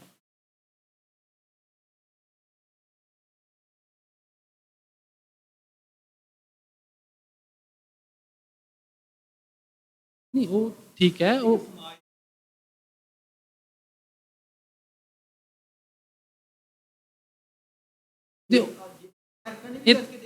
ਦੇਖੋ ਉਹ ਤਾਂ ਕਰਨਾ ਹੀ, ਉਹੀ ਤਾਂ ਕਰਨਾ ਚਾਹੁੰਦੇ ਹੋ ਤੁਸੀਂ ਮੇਰੀ ਗੱਲ ਤਾਂ ਸੁਣ। ਤੁਸੀਂ ਇਹੀ ਤਾਂ ਕਿਹਾ ਵੀ ਉਹ ਤੁਸੀਂ ਇਕੁਅਲ ਕਰਨਾ ਚਾਹੁੰਦੇ ਹੋ, ਉਹ 90% ਤੇ 10% ਨੂੰ ਇਕੁਅਲ ਕਰਨੇ ਚਾਹੁੰਦੇ ਹੋ। ਹੁਣ ਤੁਸੀਂ ਕਹਿੰਦੇ ਹੋ ਵੀ ਉਹ ਨਹੀਂ ਹੋ ਸਕਦੇ, ਹੈ ਨਾ। ਇਹੀ ਤਾਂ ਗੱਲ ਹੈ ਨਾ, ਤੁਸੀਂ ਕਹਿੰਦੇ ਵੀ ਉਹ ਇਕੁਅਲ ਕਰਨਾ ਚਾਹੁੰਦੇ ਹੋ ਬਟ ਉਹ ਨਹੀਂ ਹੋ ਸਕਦੇ। ਜਿਵੇਂ ਉਹ ਕਲਿਆਣਕਾਰੀ ਅਮਰੀਕਾ ਦੀ ਤੁਸੀਂ ਹੁਣੇ ਐਗਜ਼ਾਮਪਲ ਦਿੱਤੀ ਵੀ ਉਹ ਨਹੀਂ ਹੋ ਸਕਦਾ, ਬਟ ਆਪਾਂ ਨੂੰ ਉਹੀ ਦਾ ਵੀ ਉਹ ਆਪਾਂ ਨੂੰ ਪਹਿਲਾਂ ਦੇ ਪਿੱਛੇ ਦਾ ਮੈਥਮੈਟਿਕਸ ਹੀ ਕਹੂੰਗਾ ਉਹਨੂੰ ਮੈਂ, ਜਾਂ ਨੈਚੁਰਲ ਕੀ ਆ ਉਹ ਅੰਦਰ ਕੁਦਰਤ ਨੇ ਕਿਵੇਂ ਡਿਜ਼ਾਈਨ ਕੀਤਾ, ਉਹ ਸਮਝਣਾ ਪੈਣਾ। ਉਹਦੇ ਲਈ ਮੈਨੂੰ ਲੱਗਦਾ ਸਾਇੰਸ ਸਭ ਤੋਂ ਵਧੀਆ ਚੀਜ਼ ਹੈ ਤੇ ਗਣਿਤ ਸਭ ਤੋਂ ਵਧੀਆ ਚੀਜ਼ ਹੈ। ਸਵਾਲ ਤੁਹਾਨੂੰ ਕੀਤਾ ਕਿ ਇਸ ਦਾ ਜਿਹੜਾ ਸ਼੍ਰੋਮਣੀ ਵਿਗਿਆਨ ਸੰਸਥਾ ਦਾ, ਮੇਰੀ ਵਾਲੀ ਜੀ ਨਾਲ ਬਹੁਤ ਵਾਰੀ ਗੱਲ ਹੋਈ ਹੈ ਇਸ ਬਾਰੇ, ਕਿ ਉਸ ਦਾ ਇੱਕ ਸਟਰਕਚਰ ਹੁੰਦਾ, ਉਹ ਜਾਂ ਤਾਂ ਕਿਸੇ ਪ੍ਰੋਫੈਸ਼ਨਲ ਬੰਦੇ ਤੋਂ ਬਣਾ ਲਓ। ਜਿਵੇਂ ਸਾਨੂੰ ਕੋਈ ਸਾਨੂੰ ਆਪਣੇ ਕੰਮ ਦੇ ਲਈ ਇੱਕ ਲੋਕ ਆਰਕੀਟੈਕਟ ਤੋਂ ਡਿਜ਼ਾਈਨ ਬਣਾ ਕੇ ਲਿਆ ਦਿੰਦੇ ਨੇ। ਪ੍ਰੋਫੈਸ਼ਨਲ ਹੁੰਦਾ ਆਰਕੀਟੈਕਟ, ਪੈਸੇ ਵੀ ਲੈਂਦਾ ਉਹਨਾਂ ਤੋਂ, ਉਸ ਤੋਂ ਬਣਾ ਲਓ। ਆਰਕੀਟੈਕਟ ਨੇ ਦਰਵਾਜ਼ੇ ਆਪਣੇ ਘਰ ਨਹੀਂ ਲਵਾਉਣੇ ਹੁੰਦੇ, ਉਹ ਫਿਰ ਕਸਟਮਰ ਆ ਕੇ ਸਾਨੂੰ ਐਡਵਾਂਸ ਦੇ ਜਾਂਦਾ ਕਿ ਮੈਨੂੰ ਆਹ ਬਣਾ ਦਿਓ। ਜੇ ਕਸਟਮਰ ਨੂੰ ਉਹ ਜਦੋਂ ਸਾਨੂੰ ਐਡਵਾਂਸ ਦਿੰਦਾ, ਉਹ ਉਨੀ ਦੇਰ ਵਿੱਚ ਉਹ ਹੋਰ ਕਿਸੇ ਨੂੰ ਪੈਰਲਲ ਐਡਵਾਂਸ ਨਹੀਂ ਦਿੰਦਾ, ਪਹਿਲਾਂ ਉਸਦਾ ਪ੍ਰਪੋਜ਼ਲ ਦੇਖਿਆ ਜਾਂਦਾ। ਇਸ ਤਰ੍ਹਾਂ ਕਿਸੇ ਦਾ ਪ੍ਰਪੋਜ਼ਲ ਬਣਾ ਲਓ, ਚਾਹੇ ਪੈਸੇ ਦੇ ਕੇ ਬਣਾਓ, ਚਾਹੇ ਫ੍ਰੀ ਬਣਾਓ, ਚਾਹੇ ਆਪਾਂ ਹੀ ਆਪਣੇ ਕਿਸੇ ਬੰਦੇ ਤੋਂ ਬਣਵਾ ਲਓ। ਇੱਕ ਮਿੰਟ ਮੈਨੂੰ ਪੂਰੀ ਕਰ ਲੈਣ ਦਿਓ ਗੱਲ। ਉਸ ਤੋਂ ਬਾਅਦ ਜਦੋਂ ਉਹ ਪ੍ਰਪੋਜ਼ਲ ਪਸੰਦ ਨਾ ਆਵੇ, ਫਿਰ ਦੂਜੇ ਤੋਂ ਬਣਵਾਓ। ਪਹਿਲੇ ਵਾਲੇ ਦਾ ਰਿਜੈਕਟ ਕਰ ਦਿਓ, ਦੂਜੇ ਤੋਂ ਬਣਾਓ। ਦੂਜੇ ਦਾ ਪੈਰਲਲ ਦੋ ਬੰਦੇ ਨੂੰ ਨਾ ਕਹੋ ਵੀ ਹਾਂ ਤੂੰ ਵੀ ਲਿਆ ਆਪਣਾ ਪ੍ਰਪੋਜ਼ਲ, ਤੂੰ ਵੀ ਲਿਆ, ਕਿ ਬਾਅਦ 'ਚੋਂ ਚੁਣੀਏ ਉਸ ਵਿੱਚੋਂ ਇੱਕ ਬੰਦਾ ਕਹੇ ਯਾਰ ਮੇਰਾ ਨਹੀਂ ਪਾਸ ਕੀਤਾ, ਬਾਕੀ ਉਹਦਾ ਕਰ ਲਿਆ, ਲੜਾਈ ਝਗੜਾ ਹੋ ਜਾਣਾ ਜੀ। ਬਸ ਇੱਕ ਬੰਦੇ ਨੂੰ ਕਿਸੇ ਨੂੰ ਕਹਿ ਦਿਓ, ਅਗਰ ਉਹ ਪਸੰਦ ਆ ਗਿਆ, ਮਾੜੀ ਮੋਟੀ ਕਰੈਕਸ਼ਨ ਕਰਨ ਦੀ ਜ਼ਰੂਰਤ ਪੈਂਦੀ ਹੈ, ਨਹੀਂ ਪੈਂਦੀ ਹੈ, ਬਹੁਤ ਵਧੀਆ ਉਸਨੇ ਬਣਾਇਆ, ਫਿਰ ਉਸ ਨੂੰ ਇੰਪਲੀਮੈਂਟ ਕਰ ਲਓ, ਕਿਸੇ ਤੋਂ ਬਣਵਾ ਲਓ ਸਟਰਕਚਰ।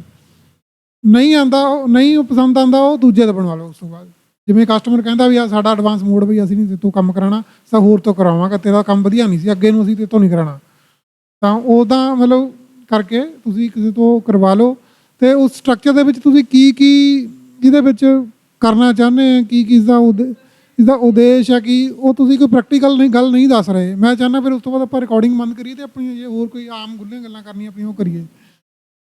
ਅਤੇ ਤੁਸੀਂ ਇਸਦਾ ਪਹਿਲਾਂ ਦੇ ਦਿਓ ਜਵਾਬ ਇਸਦਾ, ਕਿ ਇਸ ਦੇ ਵਿੱਚ ਅਸੀਂ ਕੀ ਨਹੀਂ, ਹਜੇ ਤਾਂ ਉਹ ਦੇ ਰਹੇ ਹਾਂ ਜਵਾਬ ਉਸਦਾ।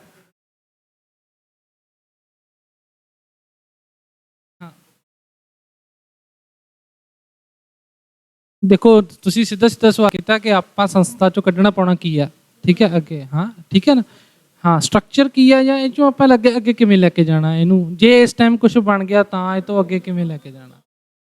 ਹਾਂ ਠੀਕ ਹੈ।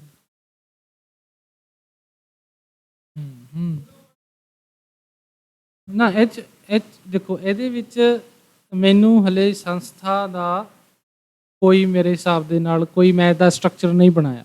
ਮੈਂ ਆਪਣਾ ਮੈਨੂੰ ਪਤਾ ਵੀ ਮੈਂ ਕੀ ਕਰ ਰਿਹਾ ਇੱਥੇ ਬੈਠਾ ਅਤੇ ਮੈਂ ਅੱਗੇ ਕੀ ਕਰਨਾ, ਚਾਹੇ ਸੰਸਥਾ ਰਹੇ ਚਾਹੇ ਨਾ ਰਹੇ, ਚਾਹੇ ਬਣੇ ਚਾਹੇ ਨਾ ਬਣੇ, ਇਹ ਮੈਨੂੰ ਪਤਾ ਕਿ ਮੈਂ ਅੱਗੇ ਕਿਵੇਂ ਜਾਣਾ। ਉਹਦੇ ਵਿੱਚ ਤੁਸੀਂ ਸਾਰਿਆਂ ਨੇ ਆਪਣੇ ਆਪਣੇ ਤੌਰ 'ਤੇ ਕਿਵੇਂ ਅੱਗੇ ਜਾਣਾ ਉਹ ਸਾਰਿਆਂ ਨੇ ਸ਼ਾਮਿਲ ਕਰਨਾ। ਉਸ ਤੋਂ ਬਾਅਦ ਉਹ ਜੇ ਓਵਰਲੈਪ ਕਰਦਾ ਜਿੱਥੇ ਜਿੱਥੇ, ਉੱਥੋਂ ਆਪਾਂ ਆਬਜੈਕਟਿਵ ਕੱਢਣੇ ਆ, ਤਾਂ ਆਪਾਂ ਸਾਰੇ ਇਕੱਠੇ ਤੁਰਦੇ ਰਹਾਂਗੇ, ਇਹੀ ਹੁੰਦਾ। ਠੀਕ ਹੈ, ਇਹਦੇ ਵਿੱਚ ਇੰਨੀ ਕਾਹਲੀ ਮੈਨੂੰ ਬਿਲਕੁਲ ਵੀ ਨਹੀਂ ਹੈ। ਪਰ ਸੰਸਥਾ ਨੇ ਰੋਲ ਕੀ ਅਦਾ ਕਰਨਾ, ਸੰਸਥਾ ਨੇ ਰੋਲ ਉਹੀ ਅਦਾ ਕਰਨਾ ਜਿਹੜਾ ਉਹ ਲੈਕਚਰ 'ਚ ਕੀਤਾ, ਵੀ ਆਪਾਂ ਸਰਲ ਕਰਨਾ ਹੈ ਉਹਨਾਂ ਚੀਜ਼ਾਂ ਨੂੰ ਜਿਹੜੀਆਂ ਕਿ 19-20 ਹੁਣ ਉਹ 'ਚ ਤੁਹਾਡੇ ਵਾਲੇ ਕੁਐਸਚਨ ਵੀ ਆ ਜਾਣਗੇ ਕਿ ਆਪਾਂ ਪੰਜਾਬੀ 'ਚ ਸਰਲ ਕਰਕੇ ਵਿਗਿਆਨ ਨੂੰ ਕੀ ਉਹਨਾਂ ਨੂੰ ਉਸ ਟੌਪ ਦਾ ਰੁਜ਼ਗਾਰ ਦੇ ਸਕਦੇ ਹਾਂ ਬੱਚਿਆਂ ਦਾ, ਜਾਂ ਉਹ ਆਪ ਲੈ ਸਕਦੇ ਆ, ਉਹ ਆਪਾਂ ਗੱਲ ਕਰਨੀ ਆ। ਆਪਾਂ ਇਹ ਸਿਖਾਉਣਾ ਵੀ ਜਿਹੜੀ ਅੰਗਰੇਜ਼ੀ ਉਹਨਾਂ ਨੂੰ ਪ੍ਰਾਈਵੇਟ ਸਕੂਲਾਂ ਦੇ ਵਿੱਚ ਜੋਬ ਦਵਾ ਸਕਦੀ ਆ, ਉਹ ਉਹਦੇ 'ਚ ਵੀ ਨਾਲ ਨਾਲ ਉਸ ਲੈਵਲ ਤੱਕ ਮਹਾਰਤ ਹਾਸਲ ਕਰ ਸਕਦੇ ਆ, ਜਾਂ ਉਹ ਵਿਦੇਸ਼ੀ ਕੰਪਨੀਆਂ ਦੇ ਨਾਲ ਸਿੱਧਾ ਰਾਬਤਾ ਕਰ ਸਕਦੇ ਆ। ਕਿਉਂਕਿ ਮੇਰਾ ਮਕਸਦ ਇਹੀ ਹੈ ਵੀ ਉਹ ਐ ਨਹੀਂ ਹੈ ਵੀ ਪੰਜਾਬੀ 'ਚ ਹੀ ਮਹਾਰਤ ਹੋਣ ਉਹਨਾਂ ਦੀ, ਅਤੇ ਪੰਜਾਬੀ 'ਚ ਵਿਗਿਆਨ ਪੜ੍ਹ ਕੇ ਪੰਜਾਬੀ ਦੇ ਪਾੜੇ ਹੋ ਜਾਣ, ਪਰ ਜਿਹੜੇ ਅੰਗਰੇਜ਼ੀ ਆਉਂਦੀ ਨਾ ਹੋਵੇ, ਇਹ ਨਹੀਂ ਚਾਹੁੰਦੇ ਆਪਾਂ। ਆਪਾਂ ਸਿਰਫ ਸਿੱਖਿਆ ਦੇ ਜਿਹੜੇ ਤਰੀਕੇ ਨੇ ਉਹਨਾਂ ਨੂੰ ਉੱਤਮ ਬਣਾਉਣਾ ਚਾਹੁੰਦੇ ਹਾਂ। ਉੱਤਮ ਬਣਾ ਕੇ ਉਹਦੇ ਵਿੱਚ ਸਭ ਕੁਝ ਹੀ ਆ ਜਾਣਾ ਫਿਰ। ਪਰ ਉਹ ਤੋਂ ਬਾਅਦ ਜਿਵੇਂ ਗੁਰੀਵਾਲਾ ਜੀ ਨੇ ਇੱਕ ਆਈਡੀਆ ਦਿੱਤਾ ਸੀਗਾ, ਉਹ ਜਿਹੜੀ ਆਪਾਂ ਥੋੜ੍ਹੀ ਜਿਹੀ ਪ੍ਰੈਕਟੀਕਲ ਅਪਰੋਚ ਆ ਉਹ ਵੀ ਵਿੱਚ ਜੋੜ ਲਈਏ, ਵੀ 6-6 ਮਹੀਨੇ ਦੇ ਆਪਾਂ ਇੱਦਾਂ ਦੇ ਕੋਰਸ ਜੋ ਤੁਸੀਂ ਬਣਾ ਰਹੇ ਹੋ ਹੁਣ, ਇਹਦਾ ਭਵਿੱਖ ਕੀ ਹੈ? ਇਹੀ ਹੈ ਵੀ ਉਹ ਇੱਕ ਤਰ੍ਹਾਂ ਦਾ ਕਨਸਾਈਜ਼ ਵੀ ਹੋਣਗੇ। ਇੱਕ ਹਾਂ, ਉਸ ਤੋਂ ਬਾਅਦ ਜਦੋਂ ਤੁਸੀਂ ਕਿਹਾ ਸੰਸਥਾ ਬਣ ਜੂਗੀ ਜਾਂ ਹੋਰ, ਤਾਂ ਬਹੁਤ ਕੁਝ ਜੁੜੂਗਾ ਉਹਦੇ ਵਿੱਚ। ਠੀਕ ਹੈ, ਤਾਂ ਉਹ 6-6 ਮਹੀਨੇ ਦੇ ਹੋ ਸਕਦਾ ਇੱਦਾਂ ਦੇ ਕੋਰਸ ਬਣ ਜਾਣ, ਸਪੈਸੀਫਿਕ ਕੋਰਸ ਜਿਹੜੇ ਕਿ ਪੰਜਾਬੀ 'ਚ ਵੀ ਹੋਣ, ਸਰਲ ਵੀ ਹੋਣ, ਅਤੇ ਉਹ ਬੱਚੇ ਜਿਹੜੇ 5ਵੀਂ ਤੋਂ ਲੈ ਕੇ 10ਵੀਂ ਤੱਕ, ਜਿੱਥੇ ਮੈਂ ਲਿਖਿਆ ਵੀ ਉਹ ਉੱਥੇ ਸਾਇੰਸ ਉਹਨਾਂ ਨੂੰ ਐਕਸਪਰਟ ਤੌਰ 'ਤੇ ਵੀ ਦੇ ਦੇਣੀ ਆਪਾਂ, ਤਾਂ ਉੱਥੇ ਉਹ ਵਰਤੇ ਜਾਣਗੇ ਅਤੇ ਹਰ ਇੱਕ ਵਿਸ਼ੇ ਦੇ ਵਰਤੇ ਜਾਣਗੇ। ਉਹ ਮੈਂ ਇਹ ਕਹਿਣਾ ਚਾਹੁੰਦਾ ਜੀ ਕਿ ਜਿਹੜੇ ਕੰਮ ਨੇ ਜੀ ਇੱਕ ਖਾਸ ਉਦੇਸ਼ ਨੂੰ ਲੈ ਕੇ ਇੱਕ ਸੰਸਥਾ ਦੇ ਰੂਪ 'ਚ ਕੀਤੇ ਜਾਣ ਵਾਲੇ, ਉਹ ਦੋ ਹੀ ਟਾਈਪ ਨਾਲ ਪੋਸੀਬਲ ਹੁੰਦੇ ਆ ਜੀ। ਇੱਕ ਤਾਂ ਹੈਗੇ ਕਿ ਉਹ ਲੋਕ ਇੰਡੀਵਿਜੂਅਲ ਲੈਵਲ 'ਤੇ ਕਾਫੀ ਕੁਝ ਕਰ ਰਹੇ ਆ, ਉਹਨਾਂ ਦੀ ਅਸੀਂ ਮਦਦ ਕਰੀਏ, ਜੋ ਕਰ ਰਹੇ ਆ, ਜੋ ਆਲਰੇਡੀ ਆਪਣੇ ਇੰਡੀਵਿਜੂਅਲ ਲੈਵਲ 'ਤੇ ਕਰ ਰਹੇ ਆ। ਕੋਈ ਕੈਮਿਸਟਰੀ ਦਾ ਕਰ ਰਿਹਾ, ਕੋਈ ਬਾਇਓਲੋਜੀ ਦਾ ਕਰ ਰਿਹਾ, ਕੋਈ ਮੈਥ ਦਾ ਕਰ ਰਿਹਾ, ਕੋਈ ਫਿਜ਼ਿਕਸ ਦਾ ਕਰ ਰਿਹਾ, ਕੋਈ ਜਿਵੇਂ ਇੱਕ ਤਾਂ ਇਹ ਕਿ ਅਸੀਂ ਉਹਨਾਂ ਦੀ ਮਦਦ ਕਰ ਰਹੇ ਹਾਂ। ਦੂਜਾ ਤਰੀਕਾ ਇਹ ਹੁੰਦਾ ਜੀ ਕਿ ਅਸੀਂ ਉਹਨਾਂ ਤੋਂ ਪੇਡ ਮਨਮਰਜ਼ੀ ਦਾ ਕੰਮ ਕਰਵਾ ਰਹੇ ਹਾਂ, ਪੇਡ ਪੈਸੇ ਦੇ ਕੇ ਕਿਸੇ ਤੋਂ ਵੀ ਕੰਮ ਕਰਵਾਉਂਦੇ ਹਾਂ। ਦੂਜਾ ਤਰੀਕਾ ਇਹ ਹੈ। ਹੁਣ ਜਿਹੜਾ ਪਹਿਲਾ ਤਰੀਕਾ ਹੈ ਉਸ ਨੂੰ ਅਸੀਂ ਉਹ ਵੀ ਇੱਕ ਕਰਦੇ ਹੀ ਨੇ ਜੀ ਲੋਕ, ਮਤਲਬ ਇੱਦਾਂ ਦੀਆਂ ਸੰਸਥਾਵਾਂ ਬਣੀਆਂ ਵੀ ਜਿਹੜੀਆਂ ਹੈਲਪ ਕਰਦੀਆਂ ਨੇ ਲੋਕਾਂ ਨੂੰ, ਮਤਲਬ ਕਈ ਤਰ੍ਹਾਂ ਟਾਈਪ ਨਾਲ NGO ਟਾਈਪ, ਉਹ ਤਾਂ NGO ਹੈ। ਅਤੇ ਜਿਹੜਾ ਇੱਕ ਦੂਜਾ ਥੋੜ੍ਹਾ ਕਿਸੇ ਤੋਂ ਆਰਡਰ ਦੇ ਕੇ ਕੁਛ ਕਰਵਾ ਰਹੇ ਹੋ ਤੁਸੀਂ, ਬਾਈ ਜਿਸ ਨੂੰ ਆਪਾਂ ਕਹਿੰਦੇ ਨੇ ਬਾਈ ਆਰਡਰ ਕੁਛ ਕਰ ਰਹੇ ਹਾਂ ਕਿ ਹਾਂ ਮੈਨੂੰ ਇਸ ਕਿਤਾਬ ਦੀ ਟਰਾਂਸਲੇਸ਼ਨ ਚਾਹੀਦੀ ਹੈ। ਤੁਸੀਂ ਤੈਅ ਕਰਨੀ ਹੈ ਕਿ ਐਜੂਕੇਸ਼ਨ ਸਿਸਟਮ ਬਣਾ ਲਿਆ ਇੱਕ ਆਪਣੀ, ਜਿਵੇਂ ਚਾਹੇ ਸਰਕਾਰ ਨੇ ਬਣਾ ਲਿਆ, ਅਤੇ ਉਹ ਡਿਮਾਂਡ ਐਂਡ ਉਹਦੇ ਵਾਲਾ ਕੰਮ ਹੈ ਕਿ ਅਸੀਂ ਔਨ ਡਿਮਾਂਡ ਹੈ ਕਿ ਹਾਂ ਸਾਨੂੰ ਇਹ ਚੀਜ਼ ਚਾਹੀਦੀ ਹੈ, ਇਹ ਚੀਜ਼ ਪ੍ਰੋਫੈਸ਼ਨਲੀ ਅਸੀਂ ਇਸਦਾ ਇੰਨਾ ਪੇ ਕਰਨਾ। ਜਿਵੇਂ NCERT ਦੀਆਂ ਬੁੱਕਸ ਉਹ ਟਰਾਂਸਲੇਟ ਕਰਾਉਂਦੇ ਨੇ, ਕਿਆ ਇਸ ਬੁੱਕ ਦਾ ਕਿ ਪਬਲਿਸ਼ਰ ਵੀ ਕਰਵਾਉਂਦੇ ਨੇ, ਉਹ ਇੱਕ ਬੁੱਕ ਦਾ ਕਹਿ ਦਿੰਦੇ ਨੇ ਕਿ ਅਸੀਂ 5000 10,000 ਰੁਪਏ ਇੱਕ ਬੁੱਕ ਨੂੰ ਟਰਾਂਸਲੇਟ ਕਰਾਉਣ ਦਾ ਦਿੰਦੇ ਹਾਂ। ਹੁਣ ਮੈਨੂੰ ਕਈ ਵਾਰੀ ਲੋਕ ਆਫਰ ਕਰਦੇ ਨੇ ਕਿ ਸਾਡੀ ਆਹ ਕਿਤਾਬ ਟਰਾਂਸਲੇਟ ਕਰ ਦੇ, ਮੈਂ ਕਿਹਾ ਨਹੀਂ, ਮੈਂ ਆਪਣੇ ਸਬਜੈਕਟ ਦੀ ਉਹ ਕਰਨੀ ਹੈ, ਉਹ ਫ੍ਰੀ ਕਰ ਦੇਣੀ ਹੈ।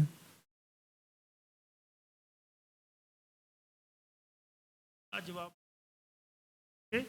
ਪਰ ਮੈਂ ਨਾ ਹਲੇ ਹਾਂਜੀ ਨਹੀਂ ਜਿਹੜਾ ਜਵਾਬ ਜਿਹੜਾ ਤੁਸੀਂ ਇਹਨਾਂ ਨਾਲ ਪੁੱਛ ਰਹੇ ਸੀ ਨਾ ਇਹਨਾਂ ਤੋਂ ਵੀ ਮੈਂ ਇਹ ਦੱਸ ਰਿਹਾ ਹਾਂ, ਮੈਂ ਇਹ ਕਹਿ ਰਿਹਾ ਵੀ ਸਿਚੁਏਸ਼ਨਸ ਨੇ ਉਹ ਕਰੋ। ਕੋਈ ਸੰਸਥਾ ਜਿਵੇਂ ਹੁਣ ਆਪਾਂ ਕਰੇ ਹੀ ਹੋਇਆ ਨਾ, ਆਪਾਂ ਬੈਠੇ ਹੈਗੇ ਆ, ਜਿਵੇਂ ਇੱਕ ਨਾਮ ਘੜ ਲਿਆ, ਇੱਕ ਬੈਨਰ ਘੜ ਲਿਆ, ਕਹਿਣ ਦਾ ਮਤਲਬ ਹੈ ਨਾ। ਹੁਣ ਜੇ ਇਹ ਅੱਜ ਇਹ ਕਹਿ ਦੇਣ ਵੀ ਚੱਕੋ ਇੱਕ ਕੁਆਂਟਮ ਫਿਜ਼ਿਕਸ ਜਾਂ ਕੁਆਂਟਮ ਮਕੈਨਿਕਸ ਦੀ ਕਿਤਾਬ ਲਿਖੋ ਤੇ ਉਹੀ ਆਪਾਂ ਪਬਲਿਸ਼ ਵੀ ਕਰਾਉਣੀ ਆ ਤੇ ਅੱਗੇ ਫਿਰ ਲੋਕਾਂ ਨੂੰ ਵੰਡਣੀ ਆ, ਤਾਂ ਉਹ ਆਈਡੀਆ ਬਿਲਕੁਲ ਫੇਲ ਹੋ ਜਾਊਗਾ, ਹੈ ਨਾ। ਹਾਂ ਇੱਕ ਸੁਣੋ ਤੁਸੀਂ, ਉਹ ਸੁਣੋ ਹੁਣ ਅੱਗੇ ਸੁਣੋ। ਹੁਣ ਉਹ ਜੋ ਹੈ ਨਾ, ਉਹ ਮੈਨੂੰ ਲੱਗਦਾ ਵੀ ਉਹ ਇੱਕ ਅਪਰੋਚ ਫਿਰ ਗਲਤ ਹੋ ਜੂਗੀ, ਫੇਲ ਹੋ ਜੂਗੀ।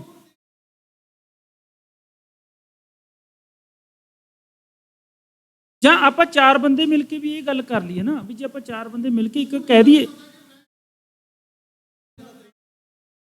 ਹਾਂ ਵੀ ਸਪੋਜ਼ ਕਰੋ ਸਿੱਧੂ ਸਰ ਇਹ ਕਹਿ ਦੇਣ, ਸੁਣੋ ਸਪੋਜ਼ ਕਰੋ ਸਿੱਧੂ ਸਰ ਇਹ ਕਹਿ ਦੇਣ ਵੀ 5 ਬੰਦੇ ਮੈਂ ਹਾਇਰ ਕਰਦਾ ਹੈਗਾ ਜਿਹੜੇ ਵੀ ਇੱਕ 5-6 ਕਿਤਾਬਾਂ 6 ਮਹੀਨੇ ਦੇ ਵਿੱਚ ਬਣਾ ਕੇ ਦੇ ਦੇਣਗੇ।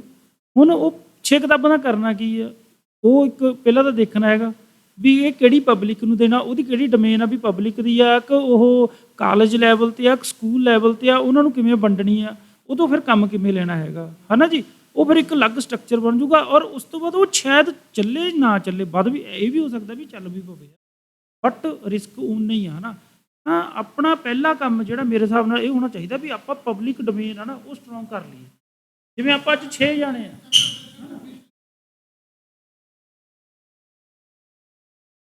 ਅੱਛਾ